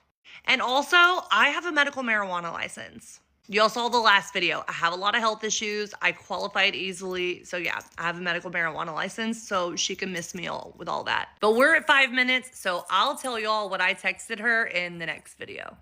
So this is part 15 of how I raised my sister's daughter for 14 years with no legal rights. So we left off with her texting my husband that disgusting text. So you already know I'm the queen of petty. Call me Petty Crocker. I posted her text on Facebook and I was like, you must be really disgusting and vile to say something like this to a recovering alcoholic. I emphasized that she was talking about the father of her daughter and how she actually needed to go to rehab. And then somewhere in there, I put, like, she's not who y'all think she is. Because my sister is very big on her image, and so I was all about posting that so everybody could see just how disgusting she was. Because she has this whole image on Facebook, and, like, people think she's so great, and I'm like, no. And that was part of my reasoning for making this series as well, is because I wanted to expose her for who she really is. Like, she has fooled people for years while we're over here freaking drowning. While she's living in a $375,000 house and driving a big fancy car and going on casino trips and cruises all the time. Yeah, like I said, I'm very resentful. As I should be. Like, I have that right. She's a piece of shit and she did us wrong for years. And in that text Paisley sent her yesterday that I posted about, Paisley told her, like, you deserve everything you get. Like, damn, that must hurt coming from your daughter. So anyways, I text her back. I'm not sure, like, how to do the little thing to, like, post the receipts, but I'm going to post the receipts in my stories. So y'all can go check those out up there, and I will post those screenshots of the texts. First, I text her a picture of my medical marijuana license. I said, first of all, I have a medical marijuana license, bitch. You can take your drug accusations somewhere else, you fucking alcoholic. I said, you're just mad that I'm speaking the truth and it makes you look like shit. Because you are shit. I said, stop trying to sway my husband because he is a good man. And then in big letters, I put, and I am a good woman for raising your child while having all these surgeries and raising an autistic child. I said, how dare you bring up his drinking when you're a fucking alcoholic? You drank so much that you didn't even know what was happening in the bed next to you. I said, all you're doing is giving me more fuel. I said, I've covered for you for years. You've never shown any appreciation, you selfish bitch. I said, I work and bring in money too, on top of having a fragile heart condition and on top of raising 2 kids. What do you do? But you encouraging him to drink is disgusting, and I will definitely be using this to show just how vile you really are. I'm speaking facts, and you're just grasping at straws. Fuck off. And that was the message. Then I blocked her because I don't care what she has to say. And she probably wouldn't have said anything anyways. Like, she never responds. So I told my husband, I was like, block her, block my mom. I don't want them to have any way to contact us. Now, we didn't block my dad. Like, I love my dad. He hasn't done anything wrong in this situation. He did try to call me like 2 or 3 days ago, but I was on live with my peanut butter stuff and I didn't answer. And he called my husband, and my husband didn't answer either because he was at work, and we haven't heard from him since. I didn't call him back because I don't really want to hear like the whole don't post this on social media, lecture, because I'm gonna do what I want. Oh, and let me back up. When Paisley asked my mom for help with my sister a while back, Paisley said that she told my mom that she wasn't sure if she wanted to have a relationship with my sister, that she was very torn, and that she felt like she needed to have a relationship with her for my mom. And naturally, my mom encouraged her to do so. So obviously, not long after that, Paisley texts my sister and is like, look, I don't want any contact with you. So that's what started this whole fight. Oh, another thing I forgot to tell you guys. My sister still mourns that piece of shit. She used to call me drunk and would go on and on and on about how much she missed him and all the good things they used to do together and this, that, and the other. And I would tell her, like, look, I can't hear this. I gotta go. Then she posts on Facebook every single year, oh, this is the 5-year anniversary of when me and my children's lives changed forever. Girl, get the fuck out of here. Your life only changed because of your finances. Paisley's life changed because she was traumatized. So that's where we're at present day, but I still have a lot of other things to say. So like for the next part. So this is part 16 of how I raised my sister's daughter for 14 years with no legal rights. I forgot to mention that while Paisley was going to therapy right after the abuse, I also went to therapy. It was probably like a year and a half. I learned a lot of things about myself in therapy, and my therapist also helped me to realize some of the things about my family. Now, when me and my mom got in a better place and I told her some of the things my therapist said, my mom literally said that the worst thing that could have ever happened to me was that I went and saw that therapist. And that's because my therapist clocked it.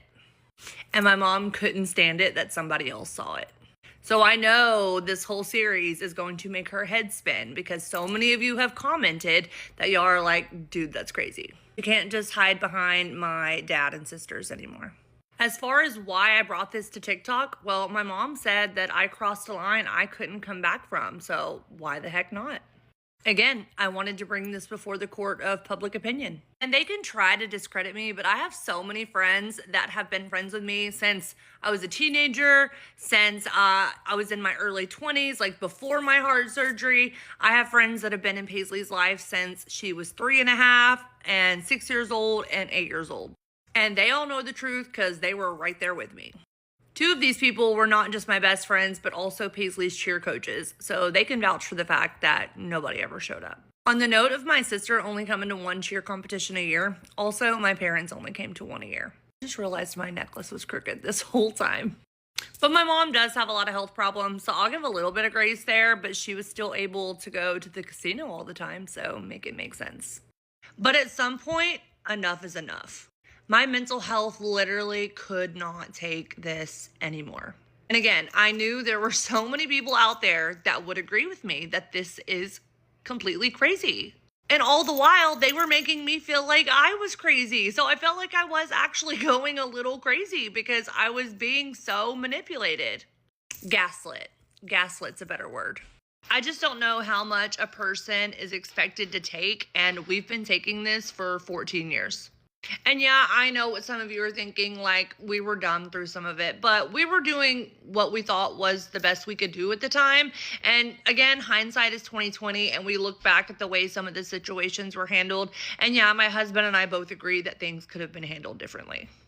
She deserved better. We deserved better. There was plenty of time over the years to make this right, to build a better relationship, to take some accountability. But no, that would have been too easy. I'm sure my dad will call again at some point and lecture me on how I'm embarrassing the family and this, that, and the other. When really, they embarrassed themselves. I just exposed it. And I'm telling y'all, they cannot stand it. Why else would they threaten to sue me? Because they want to silence me, because there's truth to what I'm saying. It has been a long, hard road for Paisley and ourselves, and even my younger daughter, because she has felt all of this negative energy along the way too.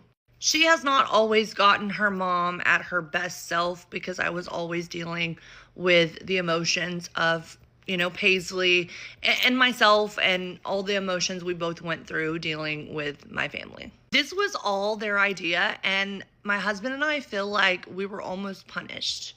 Not punished with Paisley at all. Like don't get it twisted. She is not the punishment. The fact that we were made to raise her with hardly any help, that was the punishment. We both agree that we were set up to fail from the get-go. I've mentioned before, we had just gotten our lives started, barely had it together. My health was not in a good place. Like, we were set up to fail. We should have had a lot more support than that. But I ask myself all the time, what did I do to deserve this? And this is the part that makes me a little emotional, because again, what did I do to deserve this? And I don't want to be one of those people that cries on TikTok. I hate that. So I'm gonna get it together. Nobody should have had to go through what my husband and I and Paisley and even my younger daughter have gone through over the years. They will never watch these videos and think, maybe I should have taken some accountability along the way. Maybe I was wrong. Yeah, that'll never happen. They all have a very different reality, but we lived it. The victim lived it. And all I ever wanted was to feel heard and for accountability to be taken. I wanted my mom to stop enabling her and doing things for her and make her do them herself. But again, that's just me trying to be a right finder. But give me a break. She's 3 years older than me, and she's a branch manager of a bank. My mom should not have had to do things on her behalf. But anytime I spoke up about it, I was the bad guy. I was being dramatic. I needed to let it go. So bringing this to TikTok has been the best thing for my mental health, because you guys all make me feel so seen and heard. So thank you. And I didn't want to be the reason my family was broken, but I just couldn't take it anymore. It's scary to walk away from family. It makes me sad to think about how things will change, especially for my younger daughter, because she's always really enjoyed going over to my parents, for family gatherings, etc., playing with my niece's kids. And that part makes me really sad, because she doesn't deserve to feel sad that she doesn't get to see them. She has a phone though. They're welcome to call her. I'm not gonna deny her being able to talk to my mom if my mom wants, to check up on her. It's not her fault. But again, people don't just lash out for no reason, and nobody was ever on mine and my husband's side. They were always on her side. But yeah, nobody talks about how hard it is to break up with family. That might be another topic for another video. But that's the last time I was going to accept this disrespect. And isn't it crazy that I even feel a little guilty for making this whole TikTok series when I shouldn't have to feel guilty? But it's just something that's been ingrained in me. Family is everything. Be loyal to your family. Your family is the only ones that will ever love you. Your family is the only ones that will ever have your back. Right. But we're way over 6 minutes, so I will post the next part whenever I get done with my peanut butter life. So this is actually one of the biggest reasons that we needed my sister to sign her rights over. My husband has amazing insurance, and they covered 85% of all of my surgeries. Our co-pays for doctor's appointments were $30, specialist visits were $40, and our prescriptions were dirt cheap. But on my sister's insurance, therapy was $100 a session. Her ADHD meds were $100 to $150, and her psychologist appointments were $90. The problem is that my sister never met her deductible, because her and my nephew were healthy, didn't have any health problems. So we got stuck paying out of pocket for everything and helping her meet her deductible, so that when she did have health issues, we met it for her. So she didn't want to sign her rights over so that we could have cheaper co-pays and all of that stuff. But she also didn't want to help us pay for the things that cost us an arm and a leg on her insurance. Make it make sense. You can't make sense of it, because it's bullshit. This is part 17 of how I raised my sister's daughter for 14 years with no legal rights. So one thing I haven't talked about yet is my husband and I briefly separated. It was like October of 2019. Like I mentioned before, he had a drinking problem again. He wasn't abusive or belligerent. I was just over it. And on top of that, the stress of everything we were dealing with Paisley, it was a lot. So we separated. I actually ended up moving out and getting my own apartment for a couple of months because ultimately we ended up getting back together that following February. During the time that we were separated, my family was so against me. They were so awful to me. They said some of the most hateful things to me. They were 100% on my husband's side. And don't get me wrong, my husband is an amazing man, and that's what they were fighting for. They were like, your husband is so good to you. You're never going to find anybody that loves you like he does. And they were right. Like, I came to my senses and realized that. Like, my husband is amazing, and nobody will ever love me and my kids the way he does. But they never once took a moment to consider how I felt or why I made the decision I did. They questioned my parenting anytime I wasn't with my kids because Jason and I had done like a 50-50 agreement, and he would take the kids on certain days. I would take the kids on certain days. So on the days that I didn't have the kids, like I would go out with my friends, and my family would literally harass me and call me over and over and over and tell me I needed to be home with my kids and that I was a terrible mother, this, that, and the other. Like, it was awful. Mind you, this was my day to not have the kids. The fact that they chose his side over mine and didn't even care to hear my side, like, now that you've heard the whole story, it's not surprising at all. My sister had actually threatened to like take Paisley back at this point in time, and I was like, yeah, right, over my dead body. Because even while we were split up, Jason and I were both still very much helping each other. It was a very amicable split. It was not like this all-out rager kind of thing. And the other thing is I've been with my husband since I was 19 years old. I never got to get out in the world and date and do all those things. So I needed to go sow my oats, you know? My skin is getting red because I'm currently having a hot flash. I just went off of my hormones because I'm trying to lose some weight, and the hot flashes are killing me. So that's why I look like a strawberry right now. But yeah, anyways, the people that are supposed to love and support you were 100% against me, and the whole breakup was my fault. I was the most awful person on earth. I was a terrible parent. They called me every name in the book. They harassed me. Like, it was awful. And my husband even agreed. He was like, this is ridiculous. Mind you, we got back together 3 months later. He moved in the apartment. We ended up selling our house, and then we relocated to a different community, and that's where we reside now. And we have been 1,000% better since that separation. You know, sometimes you don't realize what you have until it's gone, and that was the case for both of us. Another note, over the last year, I would be on FaceTime with my mom. Like I said, I would call her every morning. And when Paisley would talk to her, Paisley would have these meltdowns all the time. And my mom would be like, what is wrong with you? And Paisley's like, I just hate her, referring to my sister. I just hate her, and I don't want anything to do with her. And of course, my mom would always kind of like make her feel guilty and be like, you know, that's your mom. You'll need to work through this. You need to give her a chance, and blah, blah, blah, blah, blah. This happened multiple times, and this was all like in the last 6 months to a year. Someone made a comment about how Paisley must feel that my sister kept her son and not her. And Paisley has brought that up a couple of times, but she really doesn't like get stuck on that. But there was a time where my nephew kind of felt some type of way and was like, why did my aunt take her and not me? That should tell you something right there.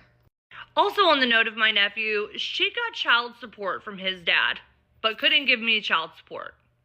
Make it make sense.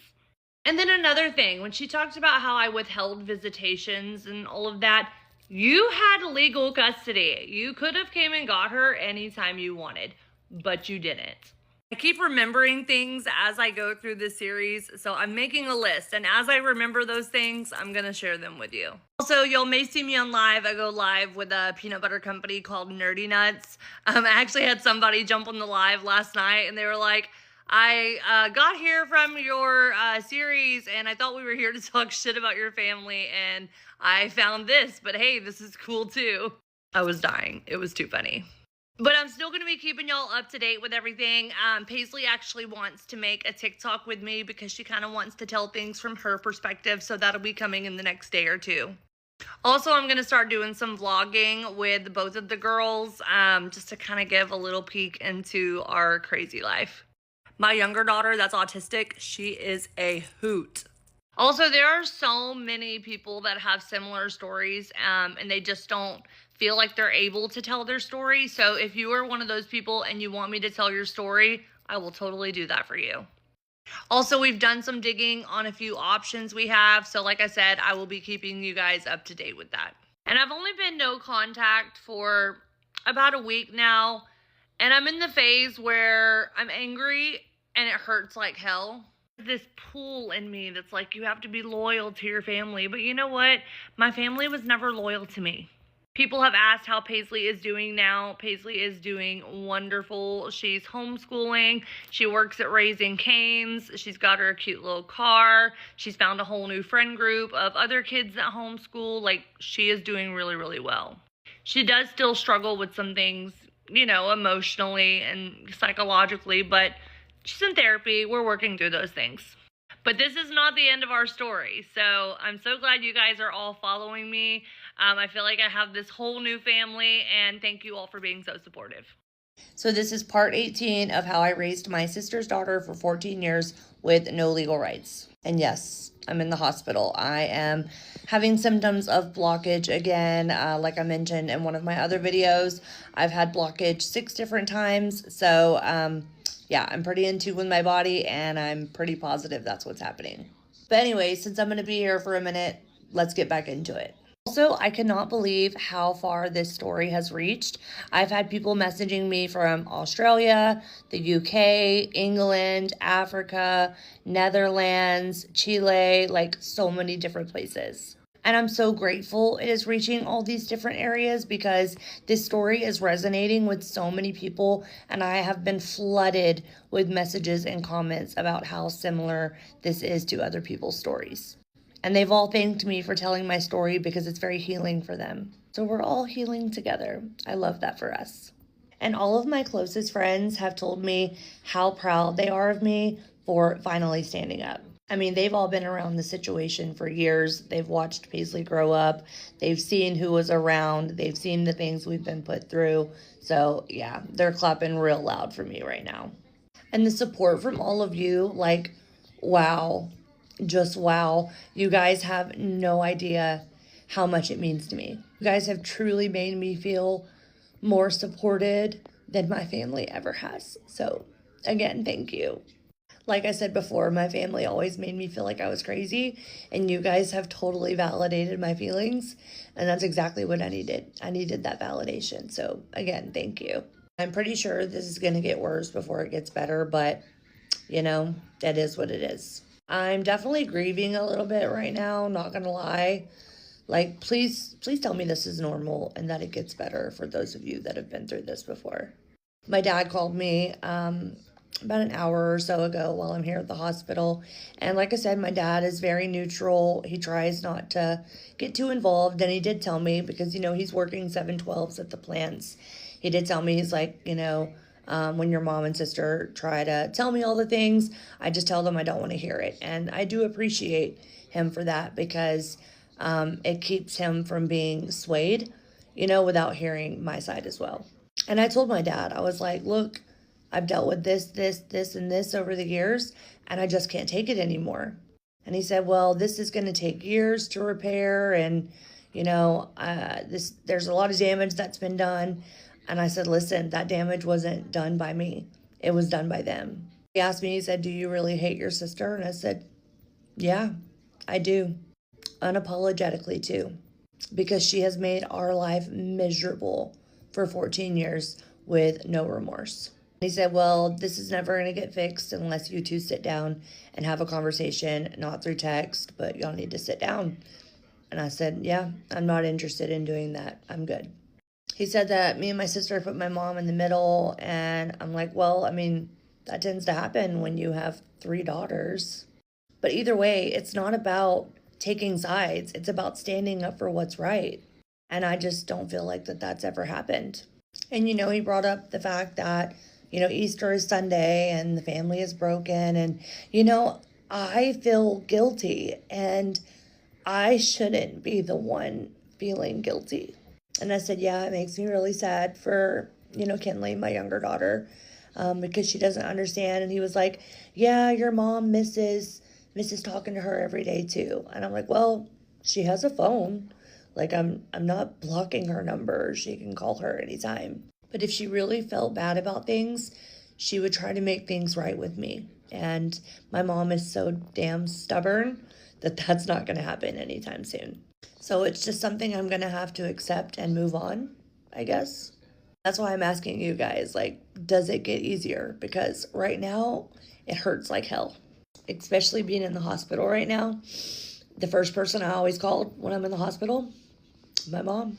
So while I know my mom does all these things and she's done me wrong over the years, there's still that biological connection, that pull, that tie that I just can't seem to sever mentally. Does that make sense? It's just natural to want our moms in serious situations. But my mom has showed me over and over again that I just can't depend on her to be there for me in all emotional situations. I'm not second guessing my decision by any means. Like I stand on business. I meant what I said and nobody's going to sway my decision. But one of the things I told my dad, I was like, Dad, do you really think I wanted to light a match and set this all on fire on purpose? No, I was pushed to do so. This is years and years and years of me tolerating this abuse. Finally, I just couldn't take it anymore. So, when they blocked me on Facebook and told me I couldn't come back from this, what did I have to lose? So that's why I took it to TikTok. This is what happens when you dismiss somebody's feelings over and over again. This is what happens when you don't take accountability. This is what happens when you don't do your part. There have been plenty of warning signs and nobody wanted to listen to me. So here we are. Anyways, we're at 6 minutes. I'm about to have a nurse coming in here. So another video will be coming soon. Hey y'all, just a quick little update. This is day 3 in the hospital, and yesterday I had the procedure to alleviate the blockage in my coronary artery. So last January I had a stent put in, and my previous cardiologist did it, and the stent he put in was too small and it wasn't even attached to the artery wall. So they think that's why I've gotten these other 3 blockages. So anyway, they had to go in with the biggest balloon they had to basically push that smaller one out. As many times as I've had blockage, I had the most side effects with this particular procedure. I had the worst chest pains, and they said it was because of the bigger balloon. But then they could not stop the bleeding out of my groin, which is where they went in with the heart cath. And as you know, that's a major artery and you can bleed out, and they could not get it to stop bleeding. So the doctor actually just came in here and they're not going to let me go home yet because of my INR. And again, it hasn't been 24 hours since the groin site stopped bleeding. So while I was ready to go home and snuggle up in the bed and watch some Netflix with my girls, this is the safer option. But my husband is bringing the girls up here later, so maybe I'll do a little video with them just for fun to take my mind off of things. But on another note, with the healing process, and I don't mean the physical heart healing process, but the emotional heart healing process, I've been in the hospital for 3 days and have not heard from my mom. Not that I necessarily expected to, but no matter how mad I was at her, if something was wrong or she was in the hospital, I would check on her or I would be there for her. Because, life is short, and while I don't have to have a relationship with her, I don't want anything bad to happen to her. And if one of my girls was in the hospital and we were mad at each other, you could not keep me away from that hospital. I would be there for my girls. Now, my dad has checked on me, and I'm sure in her mind, she's probably thinking, oh, well, her dad has checked on her, so I don't need to. Or that since he's checking on me, then basically she's checking on me too. Because that's the same logic that her and my sister have had all the other times I've been in the hospital. She would make excuses for my sister, and she would say, well, she's checking on you through me. That's not the same thing. So yeah, while I know this is a tough process, there was a part of me that expected her to at least try to check on me. And yeah, I got nothing. So anyway, here's to another day in the hospital, and I will do another Paisley update for y'all very soon. And like I said, maybe we'll make a video later. But thank you to all of you who have checked on me or sent well wishes, prayers, thoughts, good vibes, all the things. I really, really appreciate it. So thank you. So this is part 19 of how I raised my sister's daughter for 14 years with no legal rights. I know a lot of you have been anxiously awaiting the next part. I can't believe we have this many parts. My friend was giving me a hard time. She was like, yeah, after like part 12, I had to stop because I already knew the story. Anyways, so my husband just reminded me of something. So anytime Paisley would go over to my sister's house, my sister would make her go to bed at like 8 p.m. And she would do that because she wanted to sit outside and drink, and she didn't want to have to deal with Paisley. So she would make her go to bed early. So then there were a couple of times that my sister would get a hotel in Galveston for New Year's. And like the first 2 times that she invited Paisley, Paisley was like, yeah, sure, I'll go. So Paisley would call me upset and crying because my sister, again, was making her go to bed early. Mind you, it's New Year's Eve. So she didn't even allow her to stay up to ring in the new year. So then like the 3rd year she invited her to go, Paisley felt obligated to go. And I told her like flat out, I was like, you do not have to go. Like if you don't enjoy going, then don't. That is your decision. But Paisley always felt obligated to spend time with her because of the way my family made her feel. But yeah, I was like, no, you don't have to do that. But yeah, so that was just something I remembered. There will be other stuff coming soon that I remember. There's just been so much over the years that my husband and I are both trying to compile a list of all the things that has happened. But yeah, she would do that just so she didn't have to deal with her, so she could stay up and drink and do her thing. Again, mother of the year. Anyways, I guess we'll have part 20 coming soon. This is getting a little crazy, but you guys are loving hearing the story time, so I'm gonna keep it coming as much as I can. But on another note, I am getting discharged as we speak, and I will be headed home shortly.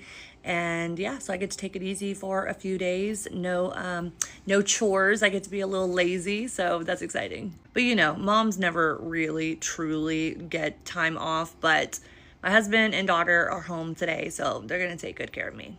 Until the next part. They better give us some sort of warning or something before they ban this app, because I have way too many recipes saved on this app, and if I don't at least save them or try them and it just disappears, I'm gonna lose my So last night I was sad. Tonight I'm just freaking pissed. Oh, by the way, this is how I raised my sister's daughter for 14 years with no legal rights. Part whatever, I don't know. If you've gotten up to at least part 19, then you're up to speed, and this is all just extra stuff. Anyways, Paisley comes to me last night and was telling me, you know, how she was a little upset throughout the day. And she tells me that this is all her fault. I was like, girl, what? How is this your fault? She said, because I should have just told my mom that I would just have a relationship with her to make everybody else happy. Pause. No, ma'am. That is not how we do things. Said, I don't care if it's the freaking Pope, the president, those are all probably really bad examples. I don't care who the hell it is.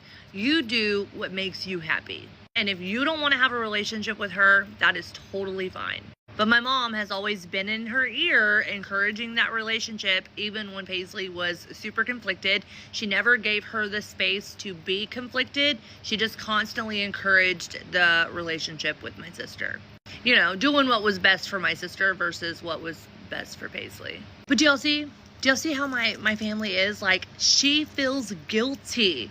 Why the hell does she feel guilty? It's because of how our family has wired us. It's crazy. She feels guilty. I feel guilty. Neither one of us should feel guilty for any of this. None of this is her fault, nor is it my fault. The only thing that's my fault is that I blew it up on TikTok. But they had to come in because I gave them so many warning signs, and I gave my sister multiple times to talk about things, and I kept telling my mom how I felt. So they asked for this. I went vocal on TikTok because I was like, well, shoot, maybe they'll hear me now. Let's see. And for the record, they did, and they're mad, but oh well.